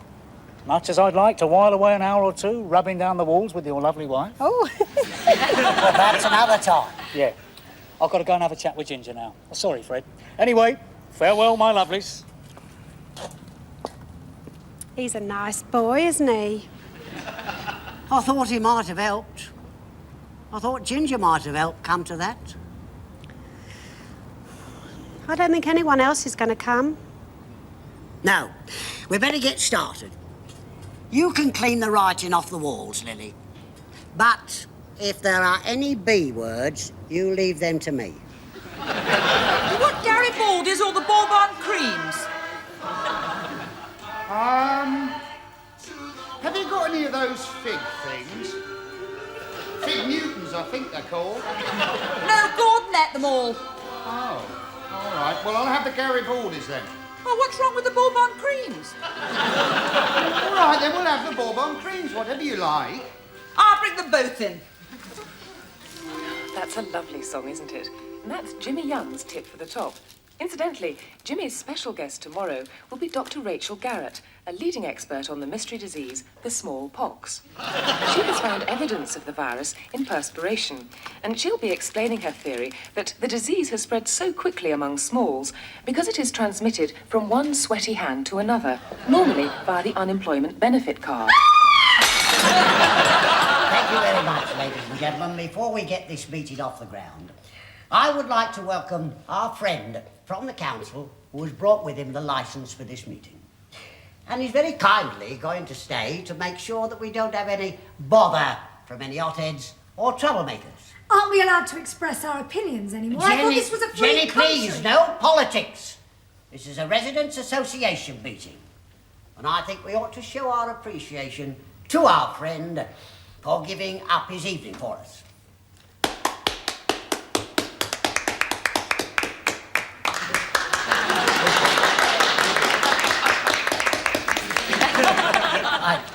General applause, write it down, Lily. Right now, lifts. Non-functioning thereof. Well, I'm afraid that the lifts are still not working. But I don't think that's a problem. It is for Edna Willis on the 15th floor. She's been stuck in her flat since January. Well, she never was one to go out much. Oh, she used to be very active. Yeah, well, she's not now, She used so to go old-time dancing, and she used to play bowls for the Urquhart Street veterans. All right, Lily. She once told me that it was her ambition to do a parachute jump. Well, now's a chance to try. Sid, that's appalling. Well, silly old bag she is. Right. If we are all happy about the lifts, can we carry on? Let's see now. Repairs and general maintenance. What's he writing down? Look, this is intimidation. I never said anything bad. Mr. Chairman. Yes, Howard. On the subject of general repairs, it's about my ceiling. What about it? I'd like one. I didn't even swear. Why is that bastard writing things down? Look, I really don't think this meeting can function with the kind of intimidatory tactics we're witnessing. I'm sorry, Jenny. I'm still under Howard's ceiling. It's quite outrageous that we're... Why did he do that? What does he want with my photograph? I'd fix the ceiling myself, Mr. Chairman, but I can't reach. That at least is the right attitude, Howard. Self-help. The Lord helps those who help themselves. Now, that is what my Saturday squad is all about. Enough of us and we can go through this place like a dose of salts. All we need is a few more people. Not too many, though. No more than 4. I said no more than 4. Write it down, Lily, quick.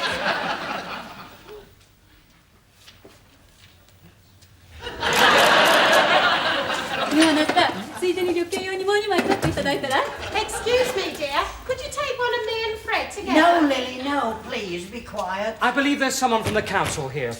Oh, hello, Roy Pink. You might be familiar with my case. I was reclassified as a small quite recently. It's obviously a mistake, some sort of clerical error. Well, until it's sorted out, I've got to stay here with these shrimpos. What's your name? Pink, Roy Pink. How do you spell that? P-I-L-L-O-C-K. You see, Howard, I'm a bit put out. I don't like all these photographs of me flying about. What if one ended up on some official file? They've already got one of me on my Students' Union card. You're not a student. Yeah, but they don't know that. Officially, I'm taking 3rd year medicine. Mind you, I've got them foxed a bit there, because it's not really a photograph of me. Who is it? Frank Bruno. Somehow I think they might rumble, you said. No, it's all right. I don't go to any lectures. I just use it for concessions. You know, it comes in handy with business interests and also with women. What are you talking about? Come on, Howard, don't be naive, you know. Stand aside, don't panic. I'm a doctor, quick examination, no questions asked. Have you actually tried this, Sid? Well, I haven't actually tried it, no, but it's bound to work. And if it doesn't, no one's going to argue with Frank Bruno, are they? I've got to hand it to you, Sunshine. You've got a rare talent there. Well, I have my moments, Howard, I have my moments. You coming in to watch Fred and Lily on the telly? Taking the magic moments of their screen debut? No, am I? Hell no. Oh, come on. Play the game. No, I'm too busy. I'm going to be tied up all night. Oh, you? Fine. No, don't tell me. The blonde bird on the 4th floor. Now, come on, Howard. Now, keep your nose out. You know how I feel about her. Oh, it's a real thing then, is it? Well, very nearly, yeah. Well, bring her down. No. I'm trying to keep her away from telly tonight. Why's that? Well, she seems to have got it into her head that they're interviewing me tonight. Well, when I say interview, I mean more of an in-depth profile. You know, the old Rat Pack. Albert Finney, Alan Bates, Lawrence Harvey and me. Well, who gave her that idea? God knows. I told her sister not to tell anyone.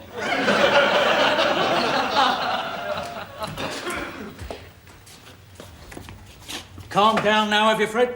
It's all right for you, Howard. He didn't take your photograph. Yes, has he gone yet? He might still be prowling around, but don't worry about it. He wrote everything down I said. Oh, come on, Fred. Broken lifts, general maintenance, the Saturday squad. Hardly the thoughts of chairman now, is it? I suppose you're right. Of course I am. You got nothing to worry about. Thought a few more might have been here for your programme, Fred. I thought at least Sid might have stayed. No, he can't. He's pursuing his medical career. I understand he's doing a practical examination tonight. I'm glad he didn't stay. Otherwise, we would have been an illegal meeting. Don't think any more about it, Fred, because it's time for the big feature. I must say I'm looking forward to it. I've never been on the telly before. Oh, you'll find it quite an experience, Lily. I know I did. Have you been on the television? Yeah.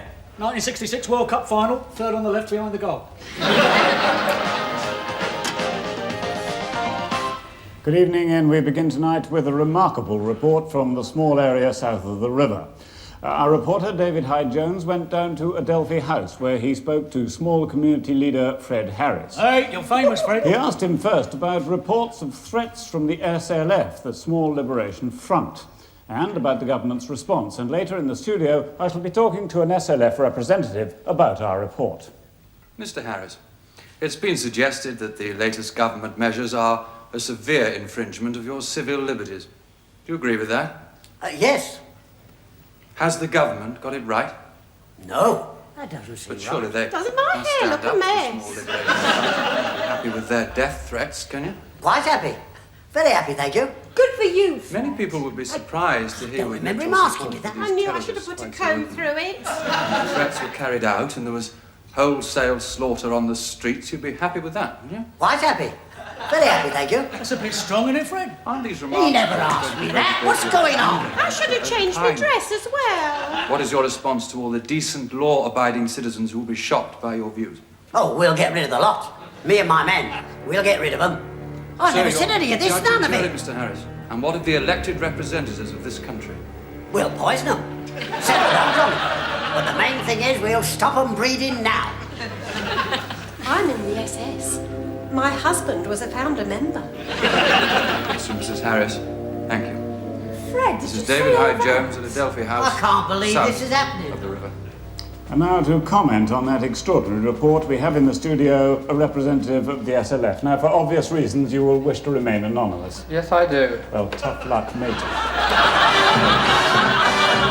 That's Ginger. Yes, I'm afraid it is.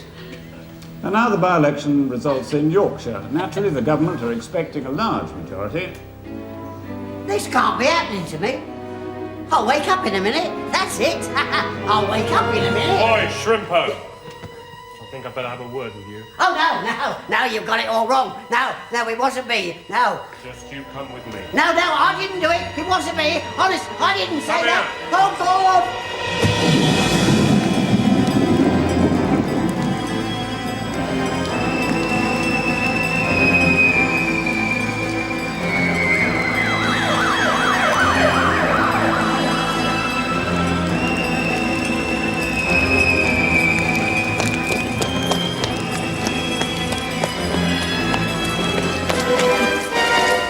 Snatch squats. Fred Harris, isn't it? Just seen your news night. Congratulations. You certainly had us fooled. We had you down as a collaborator, and all the time you were one of us. Welcome to the SLF, brother. Oh my God. They've got small bodies and small minds. They're all small fry and small time. They're the lowest of the low. They refuse to grow, you know.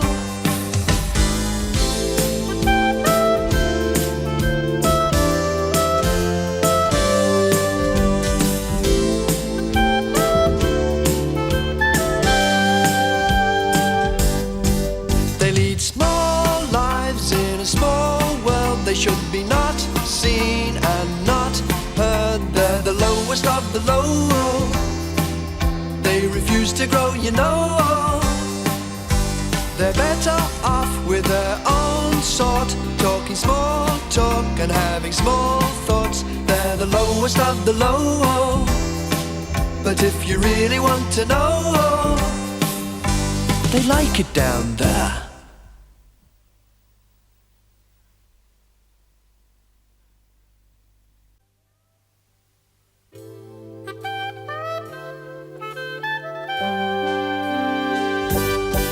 They've got small bodies and small minds. They're all small fry and small time. They're the lowest of the low.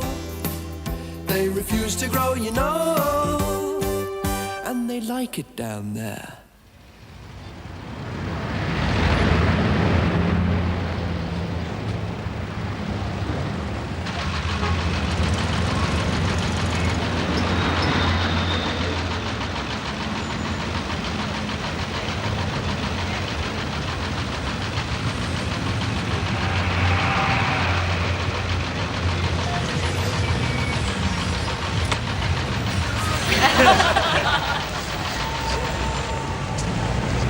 Bit careless coming around that corner, weren't we, miss?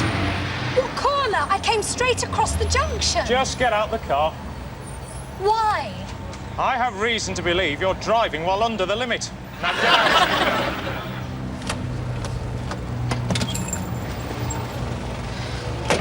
I'm quite entitled to. Not round here, you're not. Right, up against the pole.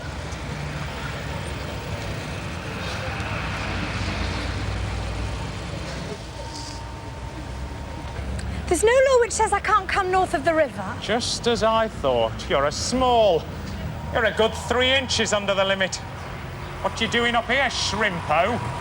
I'm quite entitled to be here.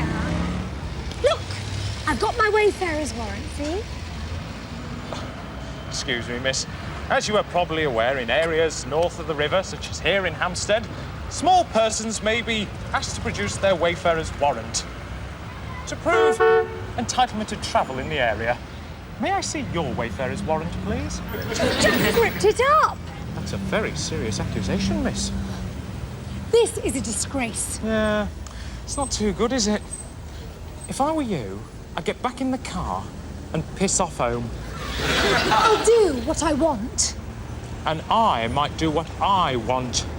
I have a particular penchant for pulling the legs off midgos. Now, in the car and get back south of the river where you belong.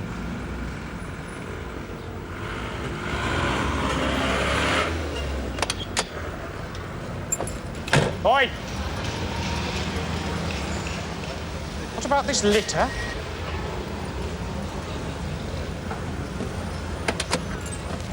All things considered, I think it went quite well. Very well, I'd say. Well, that is the value of a social evening.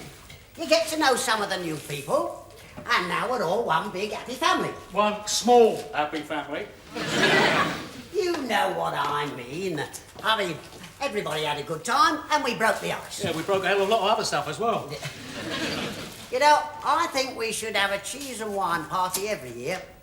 I like a nice drop of table wine. There wasn't very much wine, Fred. Well, you know, it's not to everybody's taste. And there was no cheese. Oh, well, Fred doesn't like cheese. I do, Lily. I like cheese. But cheese does not like me. He's got a Dickie tummy. I never buy any. Well, all I'm saying is next time we have a wine and cheese party, it might be a good idea to have a bit of cheese. I suppose I could get some cheddar in. Well, you need more than one. You need a selection.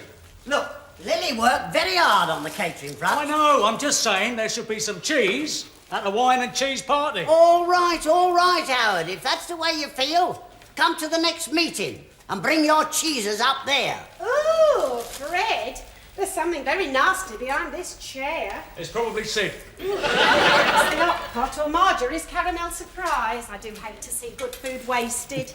It'll be the dwarfs from the 7th floor. It's all been trodden in. Ooh. When Constable Goodwin left, they went berserk, hurling sausage rolls at one another. Yeah, what was that copper doing here, Fred? Oh, I invited him. I thought it'd be a good idea to get to know the local bobby. Fred has to report to him once a week. All right, I don't think Howard's interested. Ever since they thought he was mixed up with the small liberation front. Ridiculous, Howard? Had you down as a little terrorist, did they? Oh, no. It was all a mistake. And the police were very reasonable about it. They only put me in jail for one night. And when they released me, they were very, very nice.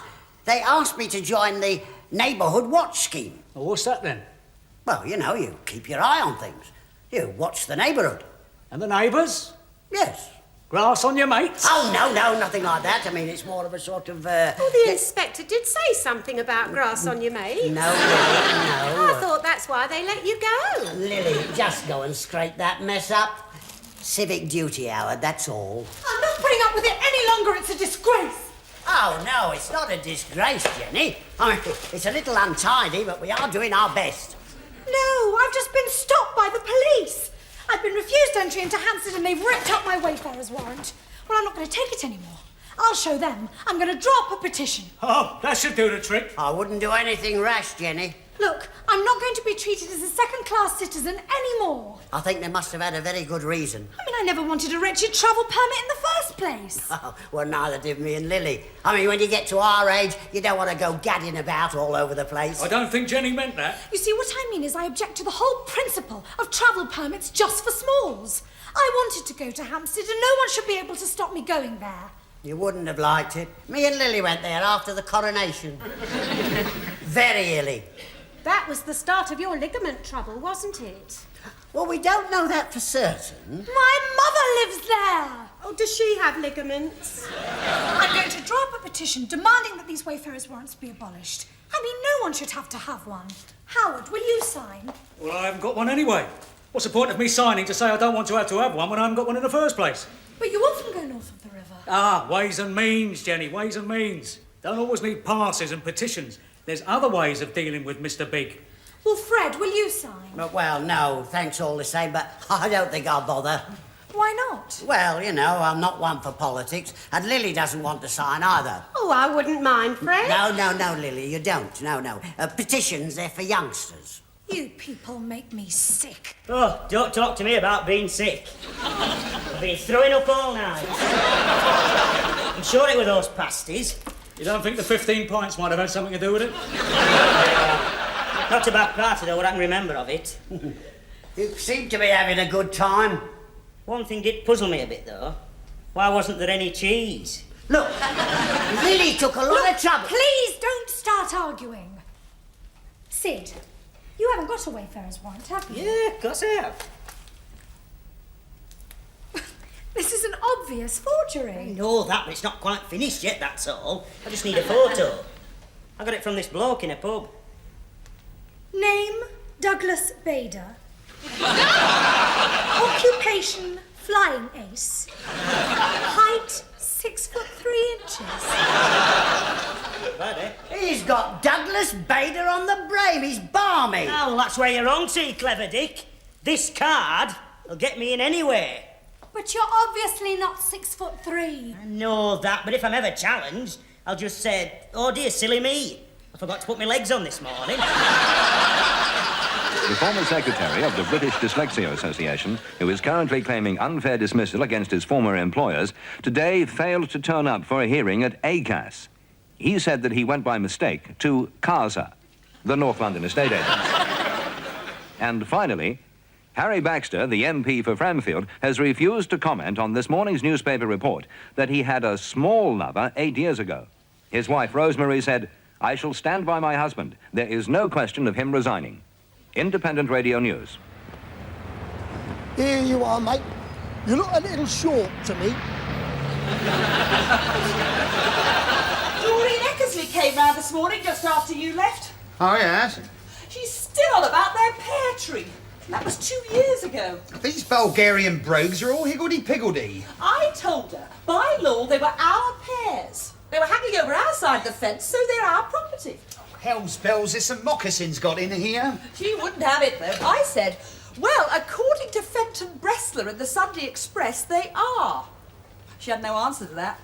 I'd issued strict instructions about continental sizes. Heather, did you do this? No, I was on ladies and children's all day. It's the girl. You know she's got no grasp of numbers. Yeah, well, she'll have to go.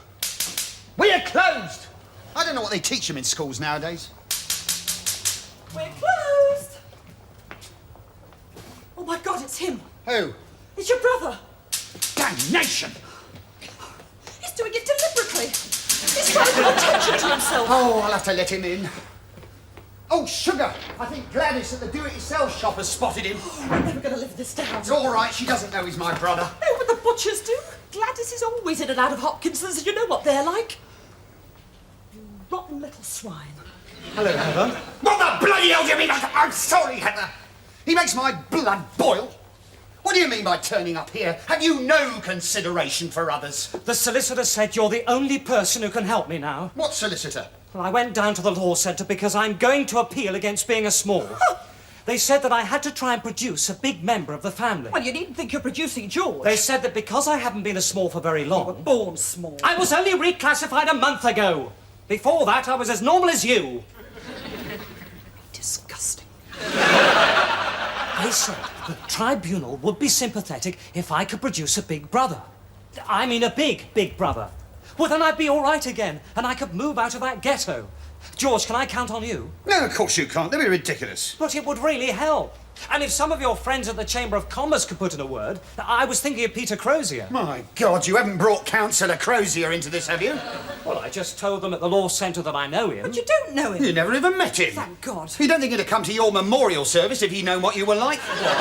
He couldn't do enough when he heard you were dead. He's a very nice man. He came up to me after the service, said how sorry he was. He shook my hand. Personally. Peter Crozier is number 3 in vegetable oil in the whole of England. He's got beautiful manners. Impeccable. Well, couldn't you ask him to write me a reference or something? Talk sense, he thinks you're dead. He wrote you a lovely letter, didn't he, George? Yes, he did. I was quite moved. I don't think you realise how upset George was when you died. You went yourself for a number of days, were you, love? No, I admit it, Heather, it hit me hard. But people were very kind. I'm not dead! Kinder than some people deserve. I had quite a few letters of condolence. About me? Of course, idiot. Very nice one from Auntie Betty. With one of her verses. Can I have a look? Don't go upsetting yourself again, love. Our life has gone, no more to stir. 'Tis but a body we inter. The soul has flown this sepulchre. We always will remember him. Doesn't seem quite right. He's got no sensitivity, that's his trouble. She's never had any complaints before, and it went down very well at Elles Dockett's funeral. And at your grandma's. Yes. I think you'd better go. You've done quite enough damage for one day. All right. If that's your attitude, I'll get by without your help. Fine. I'll prove I'm not a small. I'll fight them every inch of the way. You do that. And I'll win, with or without your help. Without. George, Gladys is out again. She's fiddling with the garden furniture. She's pretending to rearrange it, but she isn't. She's watching. George, do something. All right, right. I will, Heather. What am I supposed to do? George, you're not the man I married. Come on, you. Out! Ow! Come on! Move yourself! Don't you head on me! Ow! Well done, Heather. Thank you. I would have done it myself, If he of ever course. comes round here again, I'm leaving you. Oh, I think that's a bit strong, isn't it, Petal? I mean it, George. Oh, come on, sweetness, don't say that. I've done everything I can. I've talked to that little blighter till I am blue in the face. I've told him, but he just goes straight over his head. Stupid! He's not all there. They've got small brains, you know. He was always stubborn and pig-headed as a boy. Never did as he was told. He used to drive my mother mad. Oh, he spoilt everything. You know, when he was 9 and we moved to Hemel Hempstead, it could have been wonderful. It could have been a new start for the whole family, but no, he had to go and ruin it. He found out the new address and came after us. He shouldn't be north of the river anyway. You're not going to tell me they gave him a wayfarer's warrant. He's blighted my entire childhood. Now he's trying to blight my marriage. He's just a little blighter. And our next caller is Jack Moffat from Willesden Green. Good morning, Jack. Morning, David. And what's your question? Well, David, it's about that programme that was on the telly last night. What programme's this? Well, forget what it was called, David, but it was good. And I'm not saying it's the Smalls what done it. I mean, some of them are quite nice, I expect. But you've got to admit that some of them are right nasty little so-and-sos. Get to the point. No, David, that is the point. That's what I'm saying. But why should we have to put up with it? I mean, take this MP in the paper. What about him? I mean, he was living with a small. Well, that's disgusting, isn't it, David? I mean, a man like that. How can he call himself an MP? He needs treatment. If it was down to me, David, I'd make him take drugs to calm him down. And if that didn't work, I'd cut it off. Well, thank you. We're all entitled to our opinions. Next caller. Thank you, David. I agree with Jack from Willesden Green, and I'd be very happy to do the job myself. Wayfarer's warrant.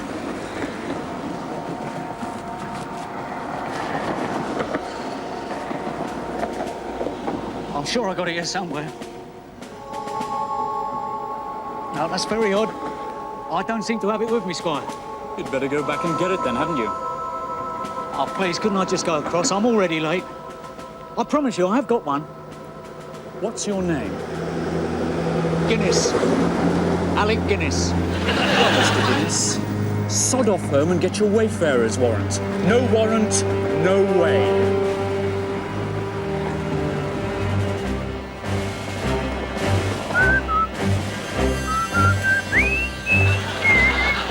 I told you your petition wouldn't be very popular. Well, if that's your attitude, why did you insist on coming round with me? Well, I'm only trying to be helpful. You won't get very far with these two. They're a couple of ounces short of a pound. They talk gibberish. Fred, they talk Japanese. They come from Japan.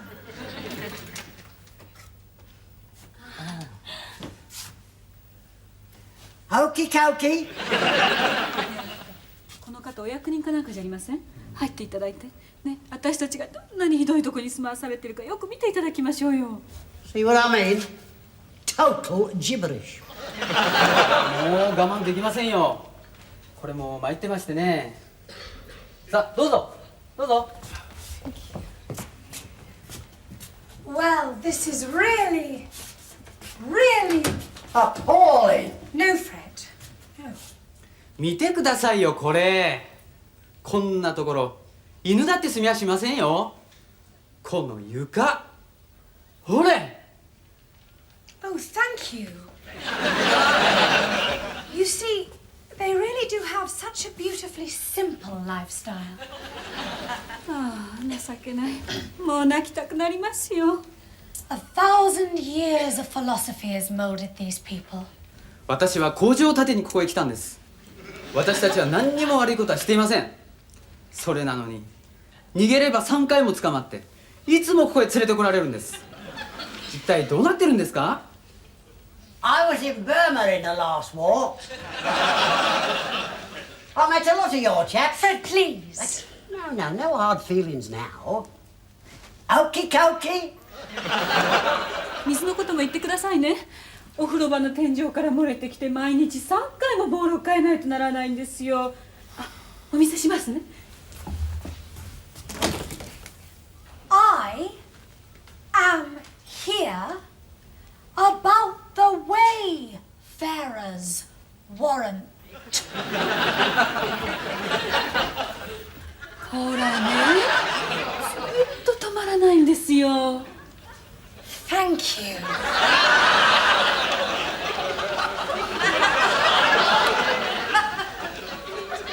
It's the Japanese tea ceremony. Very nice. They'll be most insulted if you don't have some. この人一体何やってるんですか？ Oh, all right. It's horrible.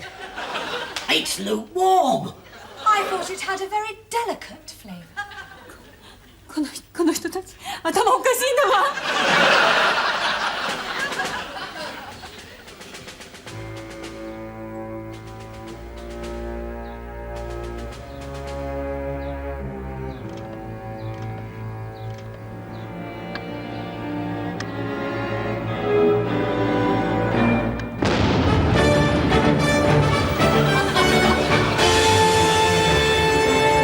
A bomb has exploded on Hammersmith Bridge. No one has been injured, but there is some structural damage. The Small Liberation Front has claimed responsibility, and Scotland Yard wish to interview Alec Guinness, a small in his mid-30s. Harry Baxter, the MP for Framfield, today announced his resignation from the House of Commons. This follows the newspaper revelations that he had a small lover 8 years ago. Mr. Baxter said he still felt he had nothing to be ashamed of. His former lover, the jockey Eric Davis, was unavailable for comment.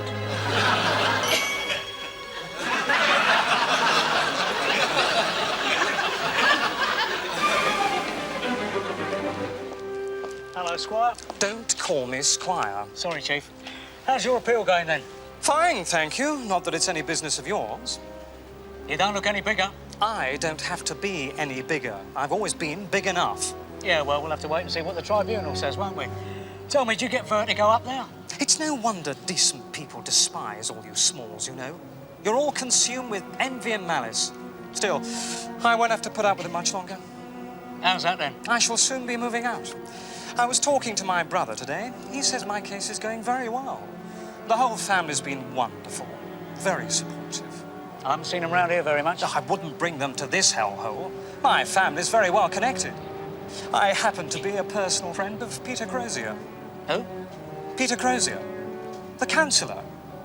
Crozier's Oils and Condiments. Never heard of him, Squire.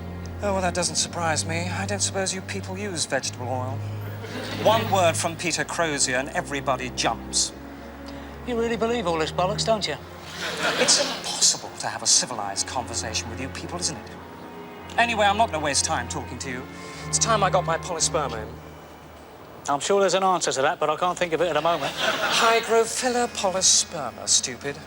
It's a wonderful oxygenator. Oh, your weeds. Typical. They're aquatic plants, and I really must get them planted. I'm already late because of the traffic. It's quite ridiculous. I don't know what's going on. There's a 30-mile tailback at Hammersmith Bridge. The Minister is in the radio car at the moment. Minister, would you care to comment on the claims that certain areas of North London have become no-go areas for smalls? Well, first of all, let me just say that the Wayfarers Warrant Scheme has been a tremendous success. I've had literally hundreds of letters from grateful smalls telling me how this has opened up whole new horizons for them and generally facilitated travel throughout the length and breadth of Yes, Minister, but if we could just come back to the question of no-go areas. Yes, I'm coming to that, but I did just want to make it clear how enthusiastically the small community has welcomed the Wayfarers Warrant. Now, this nonsense about no-go areas, well, quite simply, it's not true. But we have reports of the police stopping suspected smalls north of the river. They've been turning them back. We even hear that they've been issued with some sort of measuring pole. Well, I wish someone could present me with some sort of evidence of this. But, you know, it's not unreasonable to stop a chap if he's behaving suspiciously. And if some little fellow's wandering aimlessly around Mayfair or Belgravia or the city, somewhere where they know he doesn't live, well, of course the police are going to stop him and make appropriate inquiries. Nothing wrong with that. Minister, thank you. Thank you, John. Look, well, why won't you sign? Have you any idea what time it is? I'm sorry, I know it's a bit late, but as it's a matter of some importance to us all, I It's really of do no think importance to me. it affects all smalls. Precisely. It's got nothing to do with me. Oops, sorry. I beg your pardon. Are you just going in or coming out, Jenny? Don't be stupid, Howard. I'm trying to get some more signatures for my petition. And did he give you one? A signature, I mean. I'm signing nothing. And I'll thank you people to move away from my door. I want a good night's sleep. My wagtail plat is about to give birth. Oh, well, wish her all the best from me. I just don't understand that man. I shouldn't worry about it, Jenny. He won't face reality. Oh, some people find it easier not to. And you're as bad. Everything's a joke to you. Why won't you sign my petition? Why don't you get involved? What happened to you? Have you ever seen Alfred Hitchcock's North by Northwest? No. Well, it's on at the Regal tomorrow. Do you want to go? Well, that's settled. The next wine and cheese party, May the 14th. With some cheddar? If you must.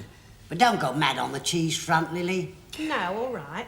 Now, as regards the social evening, I had in mind a whist drive. That's always popular. Yes, very popular. Though some people don't play whist. No, not everyone. I don't play whist, for example. I know you don't. And you don't either. No, but I'll be organising. Well, who do we know who does play whist? Look, Lily, with a whist drive, it's not the whist that's so important, it's more the, The drive? the mingling, you know. You go from table to table, talking to people. Joyce Parker. She plays whist.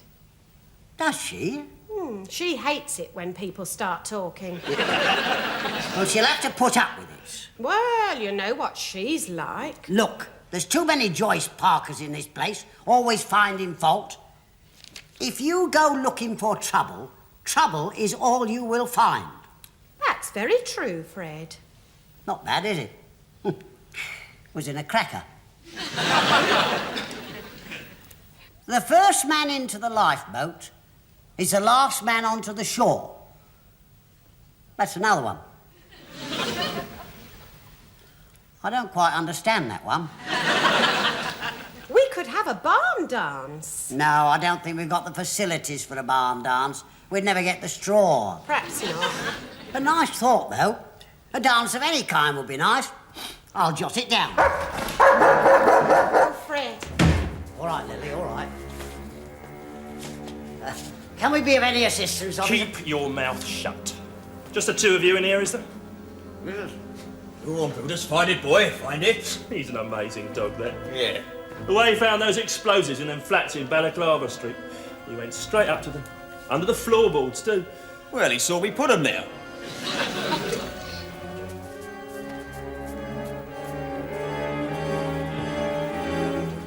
I know you, don't I? I don't think so.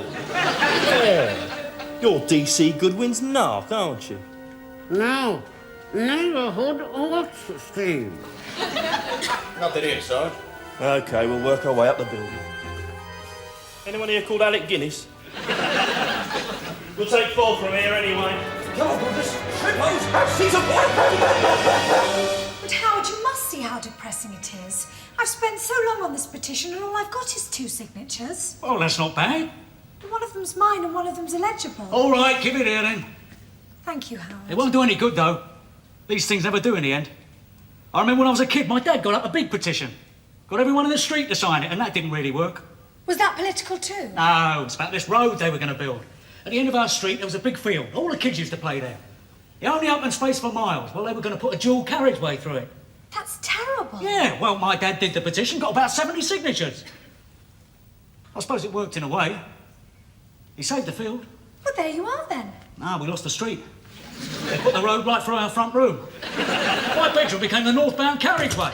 Will you people please go away? We're just having a chat, Squire. It's a free country, isn't it? No, it isn't actually, Jenny. Well, that's why this petition is so... James Robertson Justice. Look, if you don't clear out of here... Rooster, let go of his arm. Open his leg, boy. What do you mean by... Well, we got 3 now. Have a look out the window. Taffy, Evans and Caesar have spotted one. Come on, let's get out now. How dare you come into my...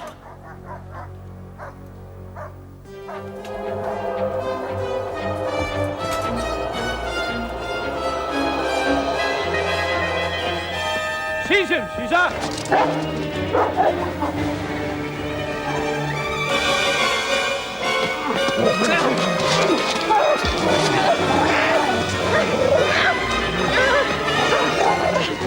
Hold on, Caesar. Congratulations, sir. You are my 49th this month.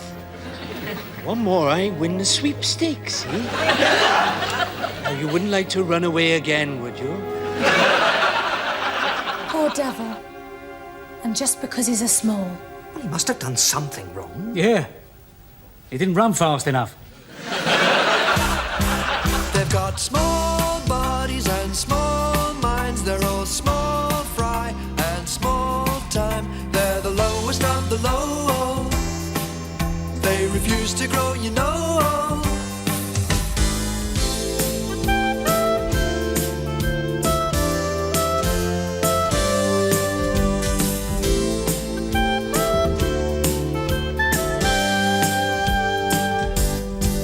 They lead small lives in a small world. They should be not seen and not heard. They're the lowest of the low.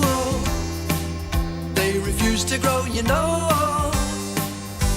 They're better off with their own sort, talking small talk and having small thoughts. They're the lowest of the low. But if you really want to know, they like it down there.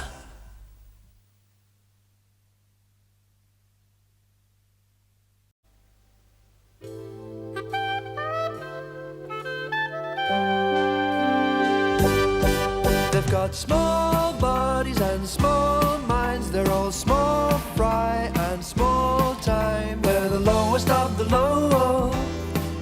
They refuse to grow, you know. And they like it down there. At the Old Bailey today, sentence was passed on Andrew Wallace, the 4'8" self-confessed member of the Small Liberation Front.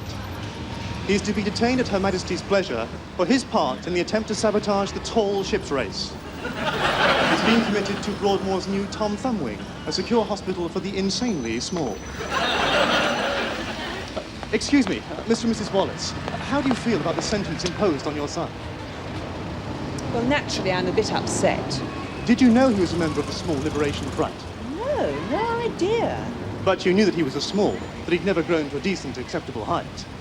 Yes, he's always been a great disappointment to us. He just never seemed interested in growing. No, he never tried.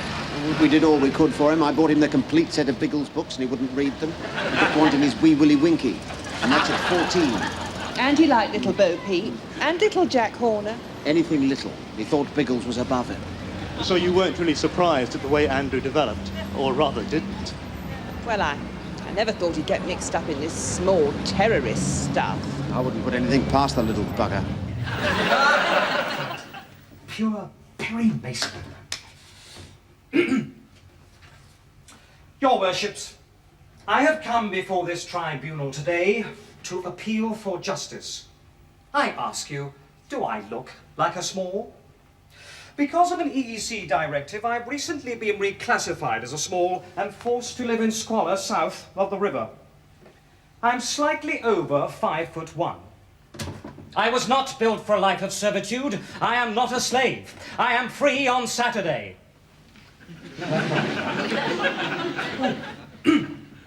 I am not a slave. I am free. On Saturday, I made up my mind. I don't know how I'm going to vote at the moment, Lily. I'm hovering between the sycamore and the flowering cherry.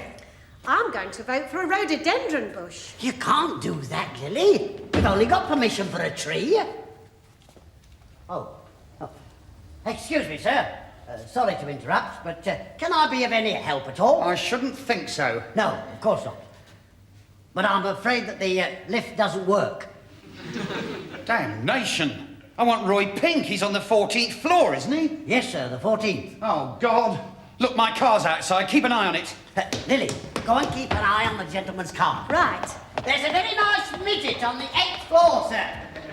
She hands out glasses of water if you're a bit puffed.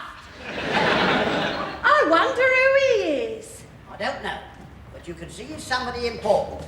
He's got that sort of air of, what do you call it? Rudeness? No, lofty disdain.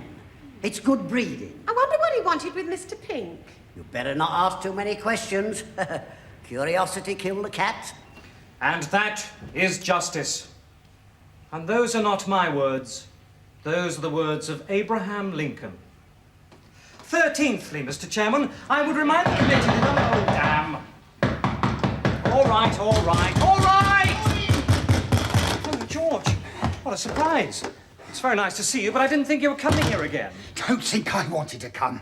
I had no choice. I mean, what possessed you to send a present to Gordon? And you wrote an inscription in it. Congratulations, your loving uncle. Well, what's wrong with that? What's wrong with that? He thinks you're dead. I didn't put my name. He's only got one uncle. Well, you shouldn't have told him I was dead in the first place. Oh, look, we have been through all that. Oh, we had no choice. Once you got yourself reclassified and shipped off here, the boys have both come to terms with your death. Martin's renamed his rabbit in memory of you. And Gordon was very happy. Not that he was too bothered in the first place. Oh. And then this bombshell falls through my letterbox. Look, George, I didn't... Just a minute. Gordon opened that. Me and Heather were still in bed, so he brought it up. Look who this is from, he said. I mean, what could I say? I had to tell him that someone must have sent it as a practical joke. Well, he saw the funny side of it for a day or two, getting a present from a dead man. Now he's got into his head that you're a zombie. Keeps going round playing The Return of the Living Dead. He's bitten Martin twice. His neck's gone septic. Well, that's hardly my fault. And Heather's on tablets. He's playing havoc with her nerves. And yesterday was the last straw. He tried to turn his bed into a coffin. Well, the boy's just got a vivid imagination. It was you that set him off. How could you be so stupid as to send him a present? It was for his coming of height. I knew you could have his party sometime in August. I remembered you booking the room. I thought you might not invite me, but I... Damn right. But I wanted to send him a present anyway. You see this? You just keep it out of my family affairs. We're having nothing more to do with you or any other small. Look, George, I've got my tribunal the day after tomorrow. Well, from then on, I won't be a small. I'll be able to return to normal life. Oh, yes? Where's that? Cloud Cuckoo Land? You lost all touch. I mean, look at this. Who else would send a 13-year-old boy a guide to fungus, tail and fin rot in tropical fish? You're in a world of your own. I've been doing a bit of canvassing, Lily. There's a definite swing towards the Weeping Willow. Oh, hello, sir. Did you find Mr. Pink? I hope you've been watching my car. Yes. Oh, yes, she has. Where's his car, Lily? I thought you said you were watching it. I was. I watched it disappear up Balaclava Street.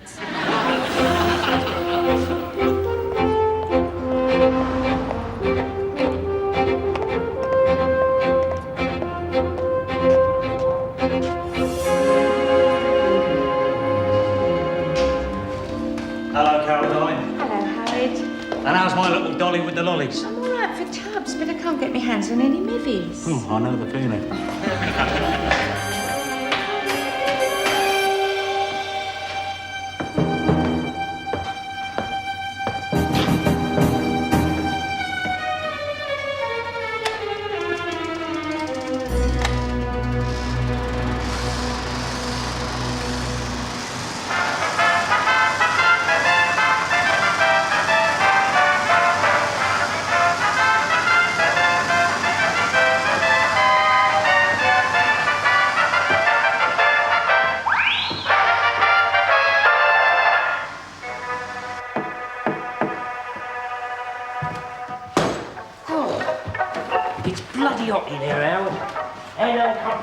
Yeah, and it's not good for our image. 3 freedom fighters going into the closet every week. I don't like it in the dark. It gives me bad feelings. Yeah, all right. The doctor said it can bring back my moods again. All right, you're out now.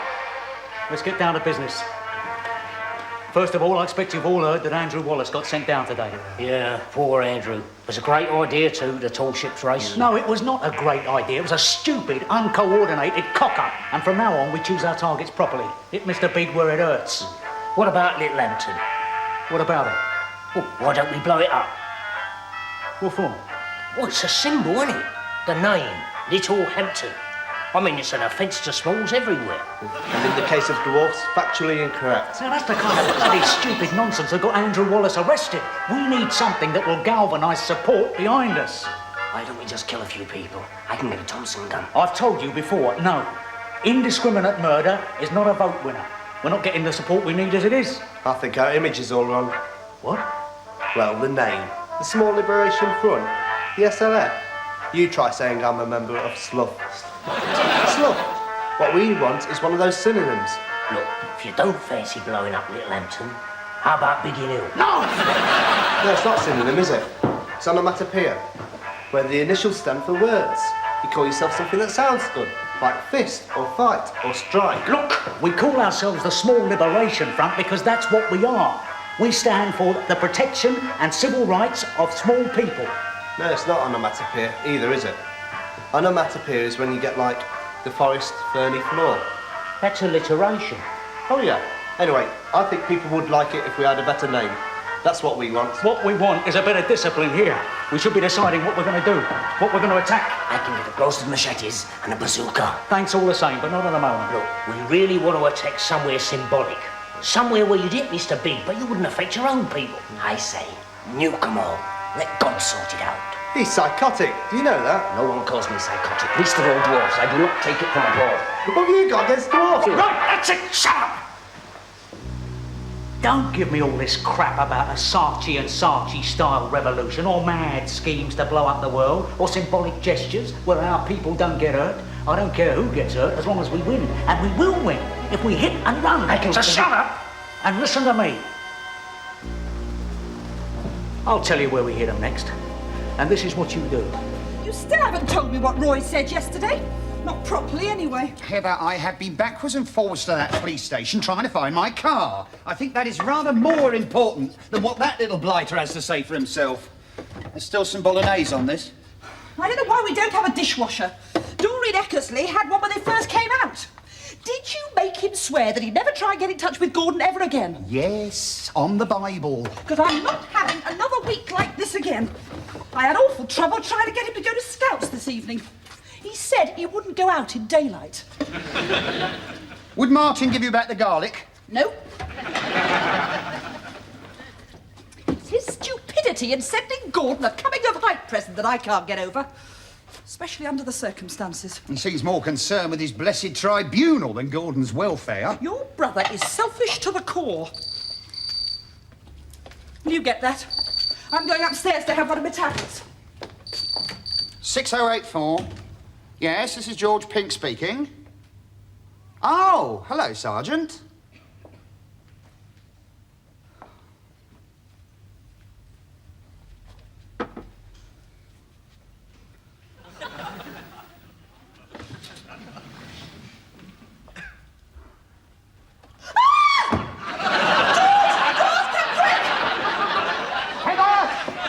George!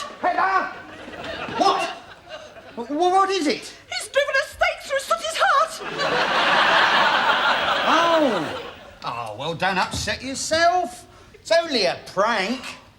They found the car. It's only in flaming Aberdeen. What are we going to do? I don't know. I think I'll have to take the train up tomorrow. No, I meant about Gordon. Oh, him? I'm worried about him. It's not just this zombie craze. Every time I look at that giraffe, I fill up. Do you think it's Euston or King's Cross for Aberdeen? George, please! This is our son's future we're talking about! Oh, yes, sorry. We can't kid ourselves any longer, George. There's something wrong with him. We're going to have to cancel the party. Well, I've booked the room now. He'll be all right. He's 4'7". He's been stuck like that since March. He's never going to grow another 5 inches in 3 weeks. Maybe not. Of course he's not. I mean, if he does, it wouldn't be enough nowadays. What do you mean? Well, this thing's out of date, isn't it? Still in feet and inches. He's got to be 1.55 m now. He should be up to that nodule. I mean, he needs 6 inches, not 5. In 3 weeks, it's just not fair. It is a bit of a tall order. I can't understand it. Martin was okay. He shut up at 12. If we cancel the party, what do we tell Rodney and Doreen Eckersley? Don't. I mean, there's Stephen had his party when he was 11. And Julia's due for hers, and she's not even 10. I don't want to hear about those children anymore. Doreen's unbearable. She makes me sick with a Stephen this and a Stephen that. We should have tried the injections, like I said. The specialist said those were illegal. We're not risking that. Not yet, anyway. We'll never get the deposit back on the room, you know. It's too short notice. It's your side of the family he gets it from. Look at your brother. He's a shrimpo. He never had a coming of height. Oh, yes, he did. It was a bit of a muted affair because he only just scraped through. Bet he was cheating. No, he was all right for a while. It was the metric that did for him. As far as I'm concerned, it wasn't a proper coming of height. He just came and went. I hope and pray Gordon's not going to be the same. George, pass me my tablets. I'll tell you what I'll do, Heather. I'll get up early tomorrow and have breakfast on the train.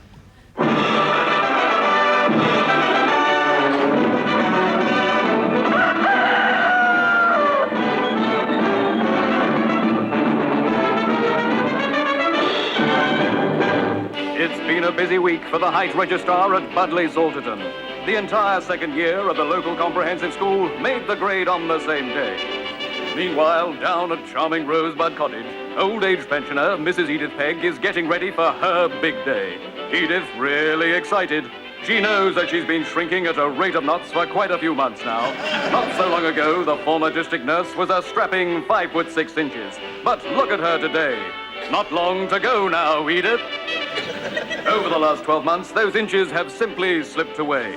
Now, of course, it's centimetres that Edith's losing, but it's all the same to her. 1.57 m, 1.56 m, 1.55 m, and bingo!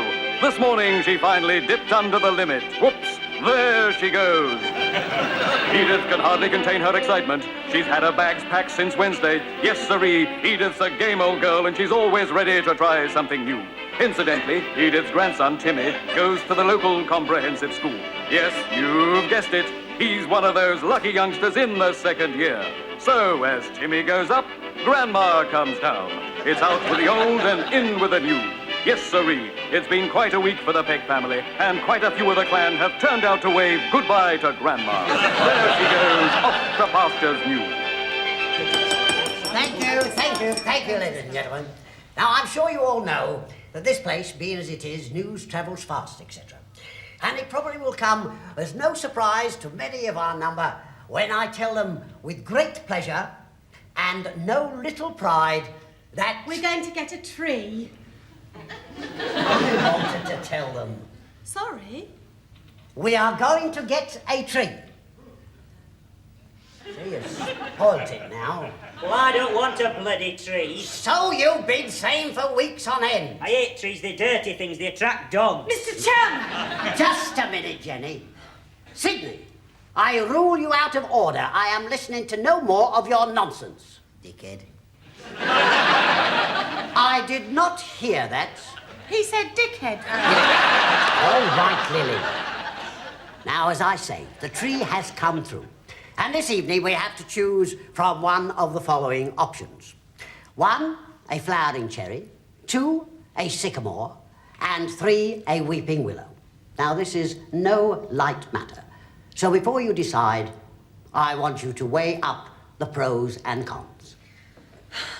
Oh, Jenny. Mr. Chairman, I'm appalled that we're wasting our time on such trivia. At this very moment, Andrew Wallace, the freedom fighter, lies in jail.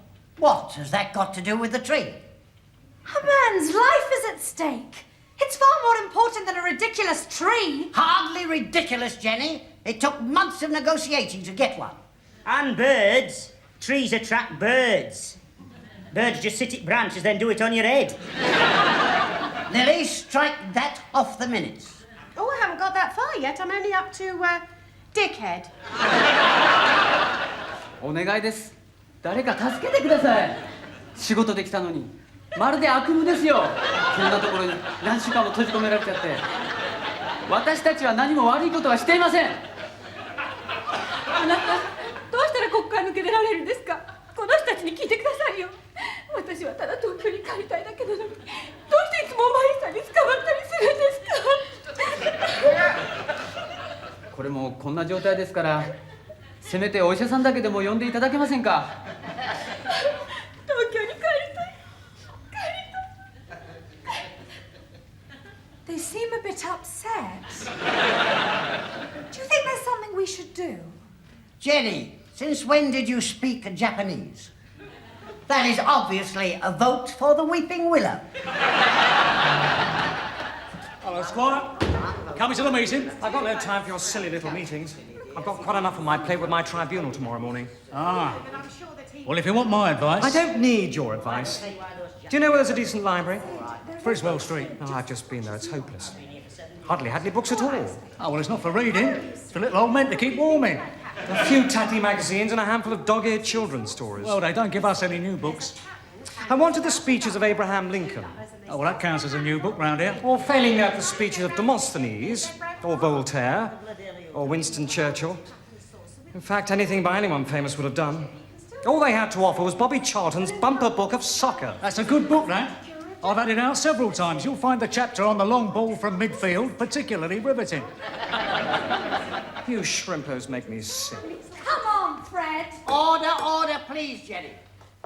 We've got 2 votes for the Weeping Willow and 2 votes for the Sycamore. That's Lily and me.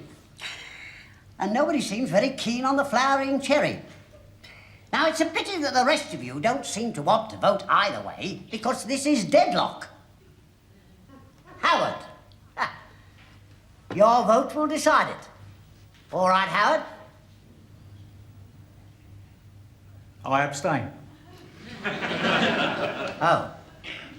Oh. Well, as chairman, I shall have to use my casting vote. And I plump for the Sycamore. Sycamore wins 3-2. I'm sorry, but you have been outvoted. I don't think they understand you, dear.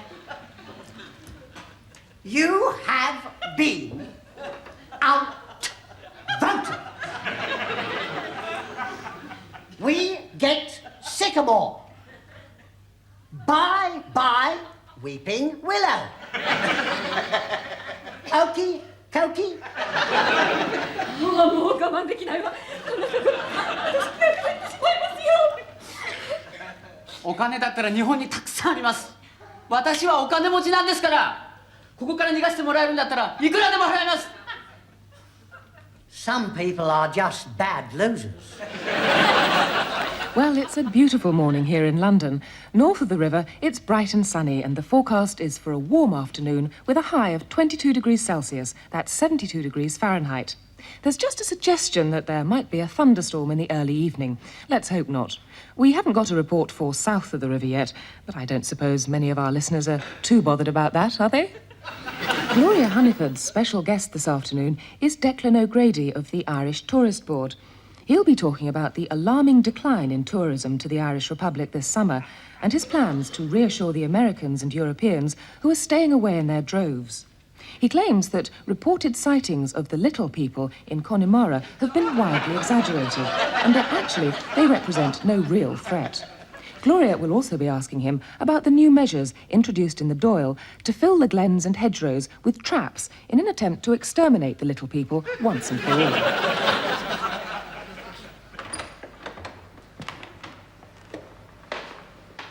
Punk. Sorry. Punk. Are you Roy Punk? Roy Pink. Must be a typing error. Come on, then.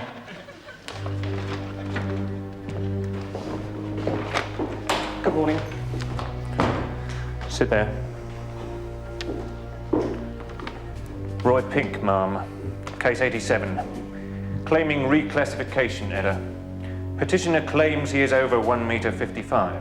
What is his official height? 1 metre 54, ma'am.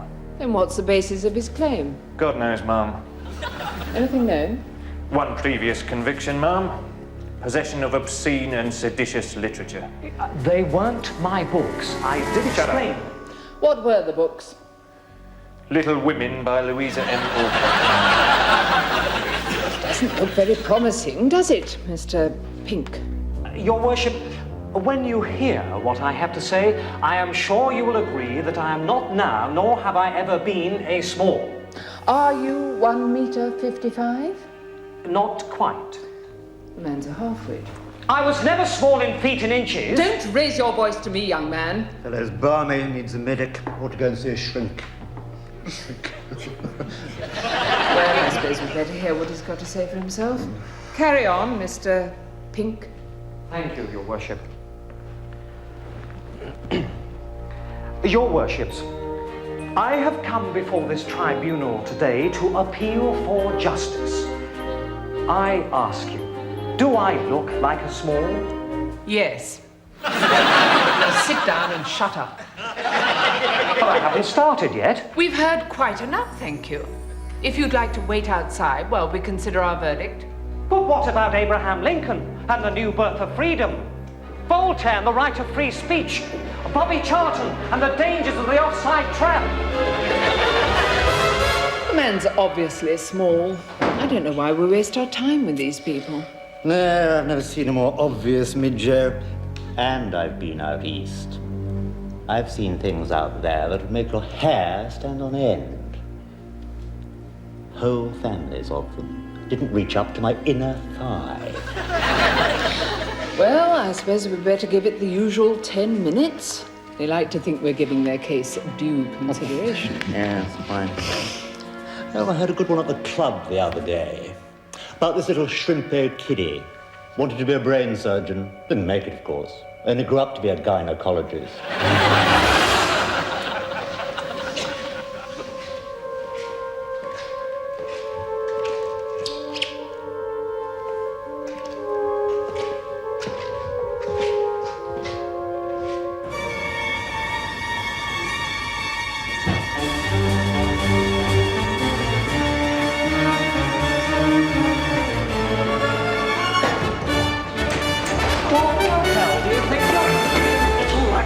With the SLF. I am not. Get in. Go, let's get in. Come on.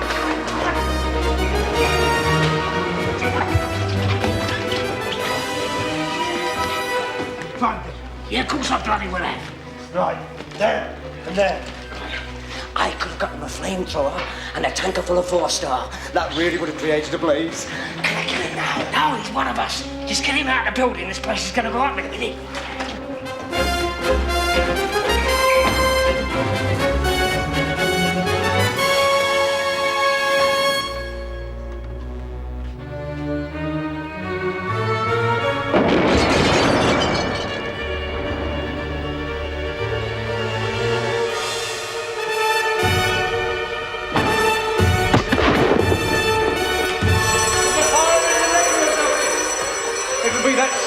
Pink Marmy set fire to the place and legged it. Well, call the police. He's a dangerous lunatic. He's already got a record as long as your arm. First it's dirty books, now it's arson. The Midjo's a menace to society.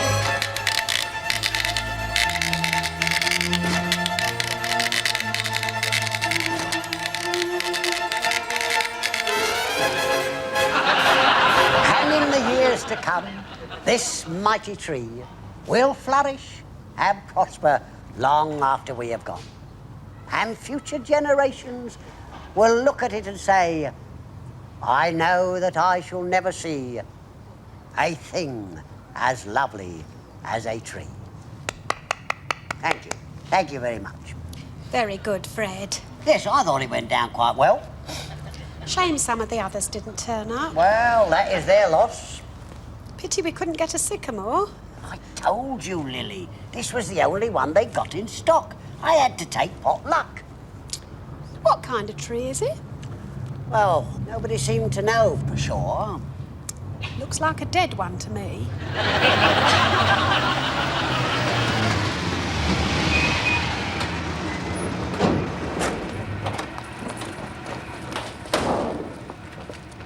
All right, where is he? Who? Don't mess me about, Roy Pink. Murdering little terrorist, where is he? Oh, he's not here. No, he went out early this morning. I said to Lily, he looks as if he's up to no good. He looks like a murdering little terrorist. I don't remember you saying... I did, Lily, I did, please. Somebody else was looking for him the other day, too. Nice man, very big. Yes, Roy Pink stole his car. I always said he was a wrong 'un. Unit 41, go to Urquhart Street Nursery. Shrimpo reported hold up in Wendy House. Could be Roy Pink. Investigate.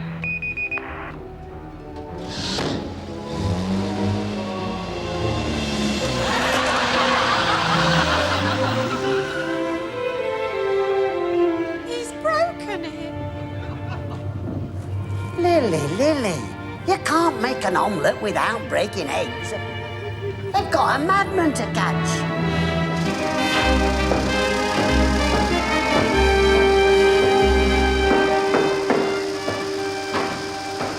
Well done. All the records have been destroyed. Any problems? No, not really. It's a stroke of luck them pinning it on Roy Pink. The funny thing is, I know him. Right little creep. He'll have run like a rabbit. I wonder where he is now. Actually, boss, he's in the cupboard. What? We had to bring him with us.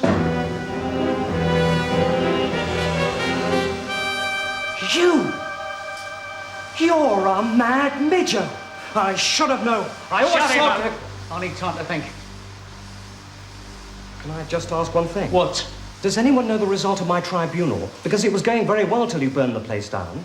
They've got small bodies and small minds. They're all small fry and small time. They're the lowest of the low.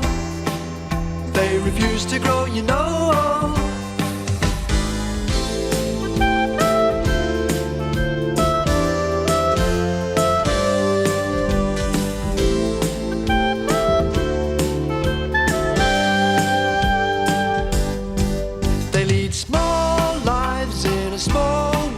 Should be not seen and not heard. They're the lowest of the low.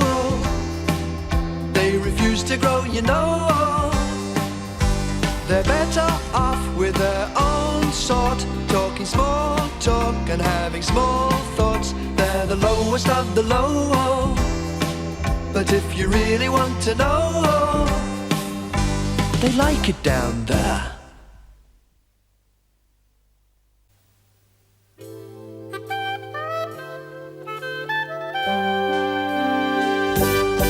They've got small bodies and small minds. They're all small fry and small time. They're the lowest of the low. They refuse to grow, you know. And they like it down there. Hello, good afternoon. Thursday's headlines. The hunt continues for Roy Pink, the small wanted in connection with the terrorist firebombing of the Central Registry of Heights. Police say they're closing in. Hurricane Susie, which has been threatening the coast of Florida for the past 2 days, has moved south towards the major population center of Rio de Janeiro. The mayor of Miami, Bob Marino, said he was delighted and will be declaring tomorrow a public holiday to celebrate. And Copenhagen says goodbye to the statue of the Little Mermaid. It'll be replaced by a statue of a much bigger mermaid. This morning, Scotland Yard issued a photograph of Roy Pink, the small they want to question about the recent arson attack on the Registry of Heights. Although the photograph was taken some time ago, a police spokesman said that it was still a good likeness, as Pink hadn't grown very much since. Pink, who has recently been reclassified as a small, has one previous conviction for possession of obscene and seditious literature, the banned novel Little Women. He now lives in the notorious Adelphi House flats in the heart of the small area south of the river. Members of the public are asked to contact the police immediately should they have any information as to his whereabouts. They are advised not to approach him. Although he's not thought to be armed, he is rather unpleasant. The fire, which Pink is alleged to have started, completely gutted the records office, and all the files on the Smalls in the London area have been destroyed. It is thought that essential information about the Small population will be re-established within a week, and so ordinary citizens of acceptable height are in no immediate danger. However, it will take rather longer to compile a new electoral register, and Smalls are unlikely to be able to vote for the next 10 to 15 years. I don't see how we're going to manage if they won't give us our pension money. You can't blame them, Lily. I mean, if all the official records of the Smalls have gone, they can't be giving money to any Tom, Dick and Harry. He's known me for 30 years. It makes no difference. He said, I can't give you your money, Mrs. Harris. How do I know who you are? The man's quite right. He's a sub-postmaster, an official of the Crown. He can't go handing out money willy-nilly, Lily. I was hoping to put something aside for the funeral fund this week. Mark my words, Lily. They'll have all our particulars and what have you sorted out in no time. They said it could take years. No. They're very clever people in the government. They know what they're doing.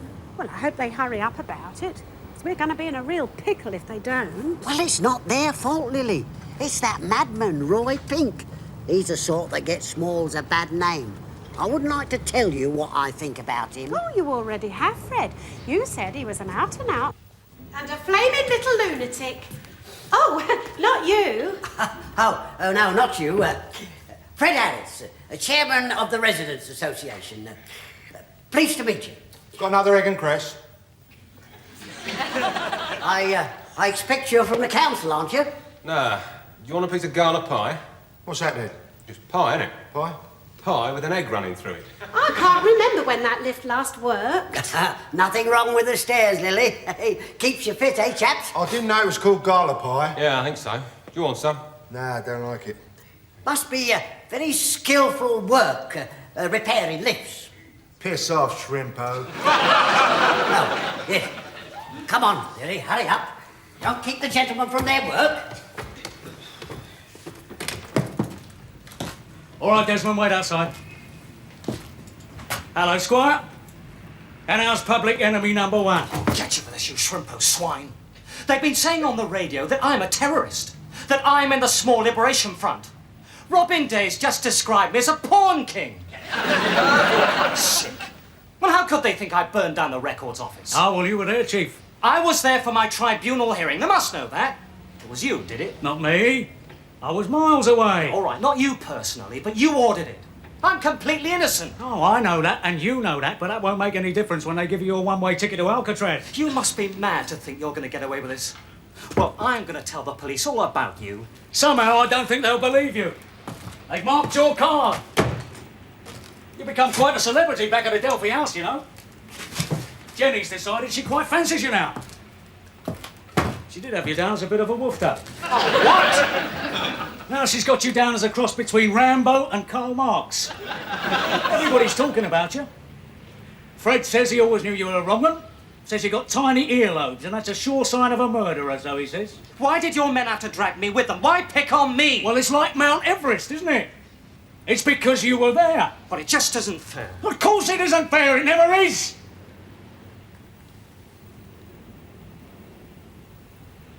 What am I going to do with you? Well, if you let me go, I won't go to the police. I mean, I know I said I would, but that was in the heat of the moment. Wouldn't you? No. Oh, I think you would. No, honest, I wouldn't. It wouldn't be a good idea. You're a wanted man. You should make a run for it. Yeah, all right, I'll do that. I'll make a run for it. Only I'm just saying, it'll be for your own good. If you do go to the police, it could have very serious consequences. I won't. I promise I won't. I give you my word as a gentleman. Well, I'll tell you what I'll do, Squire. Since you've given me your word, and since you are a bit of a pain in the bum, I'm going to let you go tomorrow. But don't go to the police. No, of course not. Right. Desmond,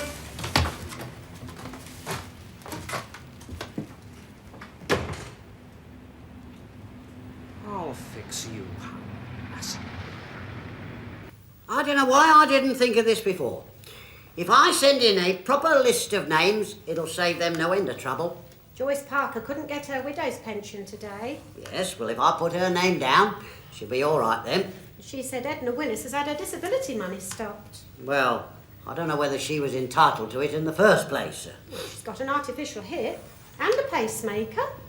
We've only got her word for that. Anyway, I'll put her details down and let the authorities deal with it. Now, I've divided into 6 columns. Names, sex, marital status, age, height, occupation, if any. Don't put sex.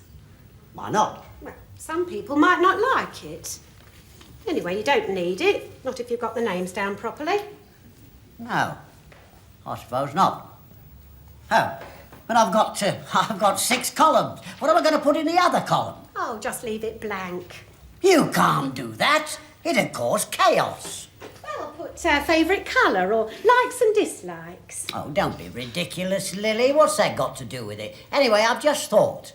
You've got to have sex because of the foreigners. I mean, you can't tell what their sex is going by their names. I can. All right, then. What about Jan? Jan. That Czech at the fish shop. He's called Jan, though he calls himself Jan. And then there's that Jan Leeman who reads the news. Well, how can you tell the difference between those two? Oh, it's easy, Fred. She's very pretty and she wears some lovely dresses. No, you don't see the point. Look, dear, what I'm trying to say is, with the names, you can't tell. I mean, take those 2 Japs on the 3rd floor. Well, I mean, you can't tell which from which with what they're called. Oh, it's easy. He's called Mr. Motorcure and she's called Mrs. Motorcure. What are you doing out there? Oh, you'll be pleased to know that they've come to mend the lifts. Oh, talk sense, Fred. They're policemen. Anyone can see that. It's intolerable. We shouldn't have to put up with this kind of harassment. And I'll tell you something else. Jan at the fish shop could never read the news. His English is terrible. His conies sound just like his kippers.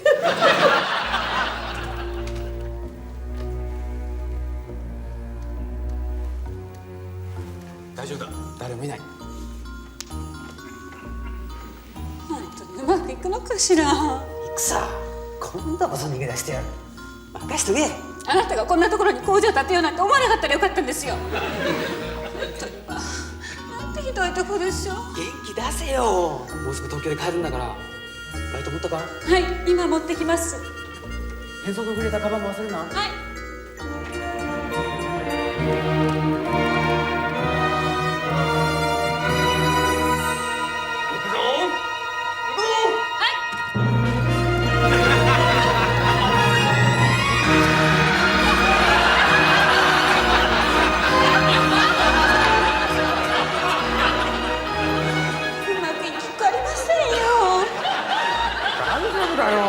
ニコニコしてればいいんだ。I don't believe you're from the council at all. I demand to see your identity cards. Look, miss, we are telephone repairmen. Lift We are lift repairmen, and you are obstructing us in the course of our duties, so go away. But you haven't done any work on the lift.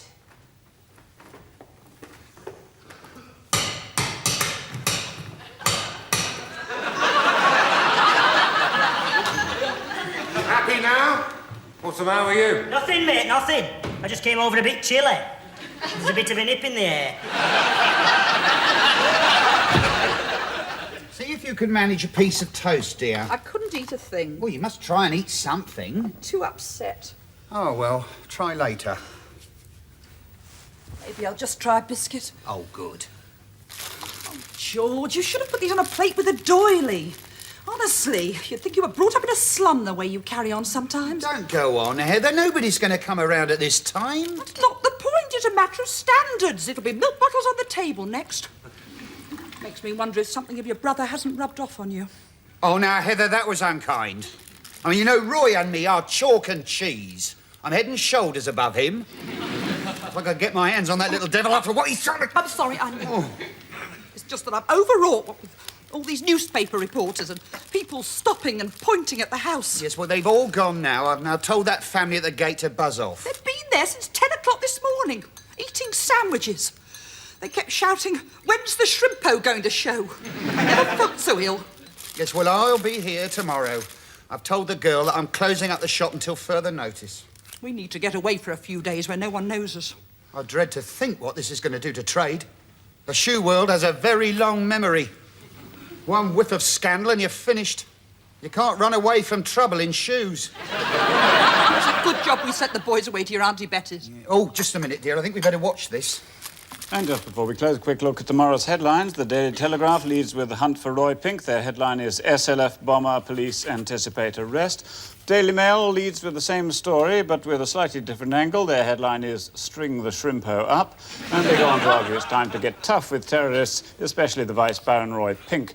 The Guardian leads with the Islington social workers' strike, but they do have a report on the firebomb attack further down and about the hunt for Pink. And the Daily Mirror is the only one to have a completely different story. Their headline is Exclusive, Dirty Den runs off with Small, a reference to the soap opera EastEnders, where apparently Dirty Den is about to shock the nation once again by leaving his wife and running off with the Small. That's all from all of us here tonight. Join us again tomorrow at 10:45. Until then, good night. We'll never live this down. Hanging's too good for him. Still, life must go on. Another cup of tea? I don't think I could keep it down. Are you not eating that toast, Heather? Well, I suppose I better try. But surely, Minister, there's no real reason why all benefits for Smalls living in London have been stopped. Yes, that's unfortunate. But let me first of all say that this whole state of affairs stems from a calculated act of terrorism. The records that have been destroyed go back many years. Of course there's going to be chaos. This man, Ron Pink, must be caught. Roy Pink, Minister. Yes, the Pink brothers. Well, they must be caught, and I say again... But, Minister, there are reports that hungry Smalls south of the river are being turned away from benefit offices. They have no money. Look, I think you'll find that your average Small, or rather your below average Small, stands full square behind the government on this one. They know we cannot be dictated to by men with fireballs. But you surely must accept that these measures are going to lead to great hardship amongst one section of the community. No, I don't accept that at all.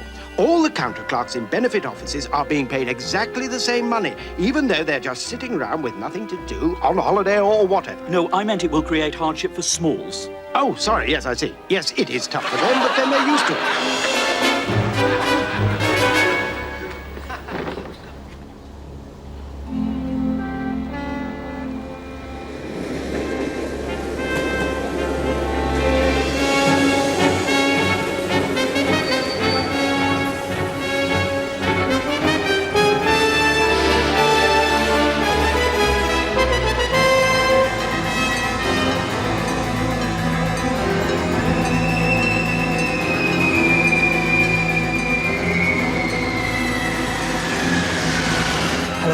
George, it's me, Roy. You might not have heard, but there's been a bit of a mix-up. No, just listen, George. It's terrible. They say I've done something awful, but I know who really did it. I'm going to the police to sort it all out, but I need you to come with me. They'll listen to you. George, you've got to help me. I'll be round in about an hour. It's him! He's coming round! What shall I do? Call the police! Oh, yes, of course. This'll sort you out.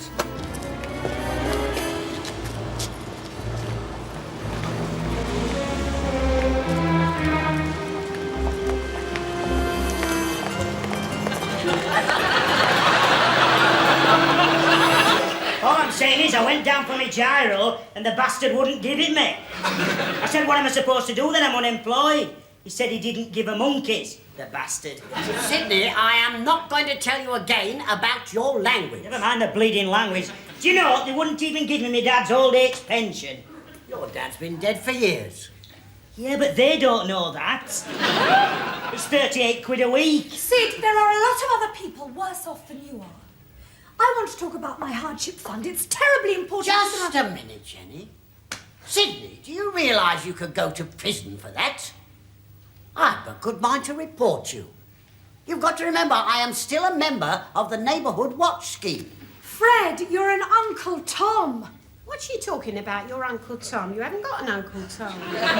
Our people need a helping hand. We've got to provide them with some relief. Well, I'm game. You can put me down for a slice of that. We need to raise money to alleviate the hardship. Look, I can go around with a bucket, and we need some fundraising events. Oh, good. I've got some friends in the Carrier Bag Theatre Company. They'd do a benefit for us with their non-sexist Punch and Judy show. That sounds a bundle of laughs. Jenny, none of this is on the agenda. I think I could even get Vanessa Redgrave to speak. Well, now, you're setting your sights a bit high there, aren't you? She's about 8'10". Look, I'm sorry, I know this is only a lunchtime get-together, but I cannot allow all this divergent from the agenda. Strike it from the minutes, Lily. You told me not to do any minutes. Oh, yes. All right, well, everybody forget it. Now, there is a right way and a wrong way of doing this, and this is the right way. Granted, there is a hiccup in the payment of the benefits, but that is because that madman, Roy Pink... He is a freedom fighter. He is a madman. You've only got to look at the lobes on his ears. They're minute. It's a known fact. Look, they've stopped my unemployment and my pension. Where am I going to get some bloody money? Sydney, I'll wash your mouth out with soap and water. This is the reason for my list. Anyhow, it's a good thing that they're keeping our money. They're saving it for us. People like you would go out and spend it all. This way, they'll stop you frittering it away. Fred, you'd sell us all down the river. God knows what they're going to do about my maternity benefit. They just want us to behave normally to him. You mean I'm to throw him out as soon as he comes in? No, just try and be nice to him. We need to draw him out, subtly. Testing. 1, 2, 3, 4. I hope this flaming thing works. No, it's all right, Heather. He's here now. Oh, I say, I wonder who that could be. Oh, hello, Roy. Long time no see. Look who's here, Heather. Hello, Roy. You're looking very well. Thank you, Heather, thank you. You're looking very well yourself. Yeah, could you speak up a bit, Roy? Didn't quite hear that. I was just saying that Heather was looking well. Heather's looking very well, you say? Oh, yes, well, enough of us. What's this I hear about you burning down buildings? I didn't do that, George. The Smalls did it. Some of your little pals, were they? I'm not a Small, Oh, Heather. don't be ridiculous, of course. Heather! Oh, I'm sorry. Of course you're not a small, Roy. So, how did you go about burning down the building then? I didn't do it, George. I was just sitting outside waiting for the result of my tribunal. Oh, come on, Roy, old chap. You can tell us. You're amongst friends. I am telling you I'm completely innocent. George, I want you to come with me to the police station now. Yes, all in good time. Would you like a sherry, Roy? Pardon? Would you like a sherry? Or perhaps you like a glass of beer? Or a short? I mean, a whiskey. Well, no, thanks. It's a bit early for me. Well, as you please. Anyway, you were telling us about how you burnt down the records office. No, George, it was the SLF. I know who did it. Of course you do. It was you. You did it. You're one of them. It's just Heather's little joke. You shrimpo swine. Get him out of here. I can't bear him in the house a minute longer. Inspector, get him now. Oh, I hope you rot in hell. Get the little Mitchell! What's going on? I'm innocent. Get him out of here! The man you want is Howard Massingham. He lives in a Delphi house. He works in a cinema. He's a projectionist. Thank you for your help, Mr. and Mrs. Pink. Must have been quite a strain for you. Quite enjoyed it, to be honest. Tell me, do you think we could have a copy of the tape? You know, just for the kiddies. Excuse me, gentlemen, but can I have a word with you if you're not too busy? Yes, well, I won't take up much of your time, but the Residents' Association has suggested that we give you a vote of thanks, you and your colleagues, for all the tireless work that you... Is there any in Shaftesbury? Eh? As in Shaftesbury Avenue? I don't know. All I got at crosswords. So on their behalf, I would like to say thank you very much for everything you... Shrimpo. All units. Right. HQ to all units. Pink has been captured. All units return to base. Up. Great stuff. Good. Could do with an early night. You fixed it then? You fancy a quick one? Yeah, if you like. Oh, well, thank you. Thank you again. Ah. Ah.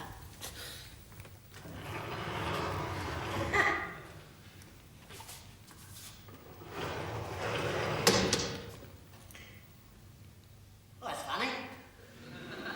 Doesn't seem to be moving. Hello? Hello? Anybody there? You sure you'll recognise him, Mom? A lot of them look the same to me, but I'd recognise that Midjo Pink anywhere.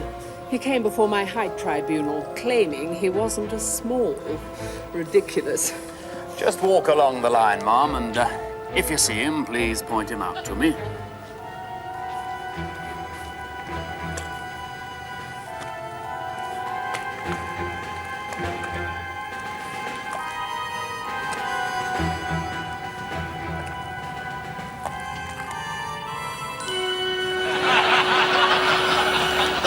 Yes, this is the person who burned down the records office. No! I was waiting for the result of my height tribunal. You don't happen to know the decision, do you? May I? Certainly, Mom.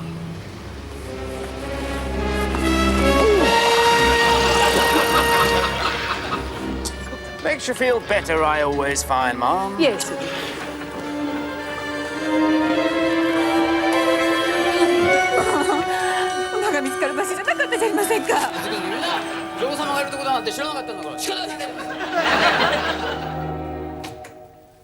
Hello, Mr. Pink. I'm Dr. Carlton. I'm here to give you a little mental test. Nothing to worry about. Now, the inspector's had a bit of a chat with you, has he? He beat me up. Yes, well, that's just his way. Right. Now, let's try something simple first. Try to arrange these in order of size. Small ones this side, big ones this. I'm not sure I can. Not to worry, Mr. Pink. No, it's just that my hands are... It's all right, doesn't matter. Now, tell me, when did you first realise that you had a crush on your mother? What? Or was it your father you fancied? What are you talking about? Doesn't matter, just a theory. Have you ever resented being a small? I'm not a small. Sorry? I'm not a small, it's a mistake. Ah, I see. How tall are you in metres, Mr. Pink? 1 metre 54. Yes, and you're a small unless you're what? 1 metre 55. Now, that wasn't too difficult, was it? But I'm not a small. I was fine in feet and inches. They've changed the rules. I see. When you burn down a building, Mr. Pink, what gives you the biggest thrill? Is it the fire engines or the blaze itself? Perhaps the hoses? I didn't start that fire. I was going to come to the police to tell them all about it. Even though you didn't start it? That's right. Fine. Well, you needn't worry, Mr. Pink. You won't be going to prison. Thank heavens for that. You'll be going to a mental hospital for the foreseeable future. You're quite mad, you see. I didn't do it! We can't be sure of that, can we? And anyway, it's not the point. If you're a member of the SLF and burned down that building, then you're insane. And if it was nothing to do with you and you were going to come here anyway and turn yourself in, then you're quite clearly insane, all right? You must be tired now, Howard. Why don't you have a sit down for a few minutes? Lily, he'll tell you when he's tired. Howard. Fred, I think you should try and conserve the oxygen in there. How do you mean? Shut up. Perhaps we should dial 999 and ask for the lift repair department. There's no need for sarcasm, thank you very much. Howard Massingham. Yeah. I want a word with you. Here now. What's going on? Be quiet! The police are back. Well, I hope you're bloody satisfied. Complaining that we're being picked on in London, saying we're only ones to have had us benefit money stopped. Well, we are, and it isn't fair. Well, it's fair now. They've stopped money for every small hole of the bleeding country. How do you know? I've just phoned up Huddersfield. They've frozen my Korean War veterans account. Going up, Fred? No! The selfish bastard. And I had to wait. I don't have to bloody walk now. And this man Pink says that you're in the SLF and organise the whole thing. Ridiculous, eh, Howard? Well, he always did seem a bit of a loon, Mr. Clark. Anyway, not to worry, we all know you down at the station. You're all right for Saturday, are you? Yeah. You'll bring your projector and the films. Yeah, no problem. Good boy.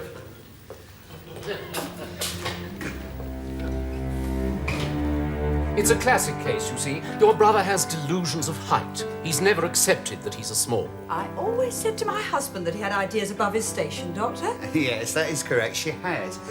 We were just wondering, Doctor, there's nothing hereditary about his condition, is there? Only we have two boys. Martin and Gordon. No, absolutely not. I can tell by just looking at you we'll have no trouble there. Because you're what, Mr. Pink? 6'2"? 6'3". I had an uncle in the Guards. Well, there you are then. I'm afraid Roy could be a genetic throwback. I knew there was something wrong with him as soon as I saw his earlobes. Oh, really, Doctor? Yes, they're minute. Now, this doesn't reflect on you in any way. You mustn't blame yourselves. We don't, Doctor. Good. I'm afraid we will have to keep him for some time, Mr. Pink. Oh, keep him as long as you like, Doctor. We may have to keep him 10, perhaps 12 years. Why not make it 15? One thing, Doctor, what happens to his belongings? Because I was just wondering if Martin could have his watch.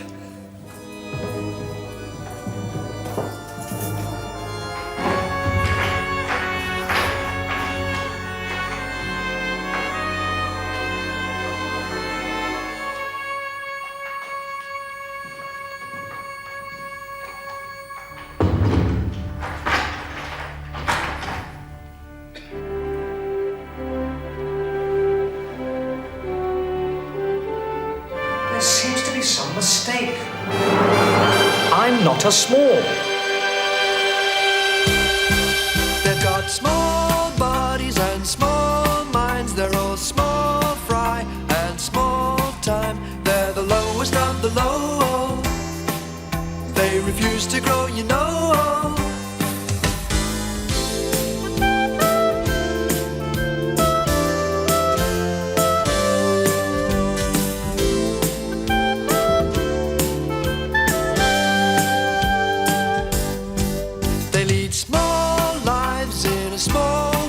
They should be not seen and not heard. They're the lowest of the low. They refuse to grow, you know. They're better off with their own sort, talking small talk and having small thoughts. They're the lowest of the low. But if you really want to know, they like it down there.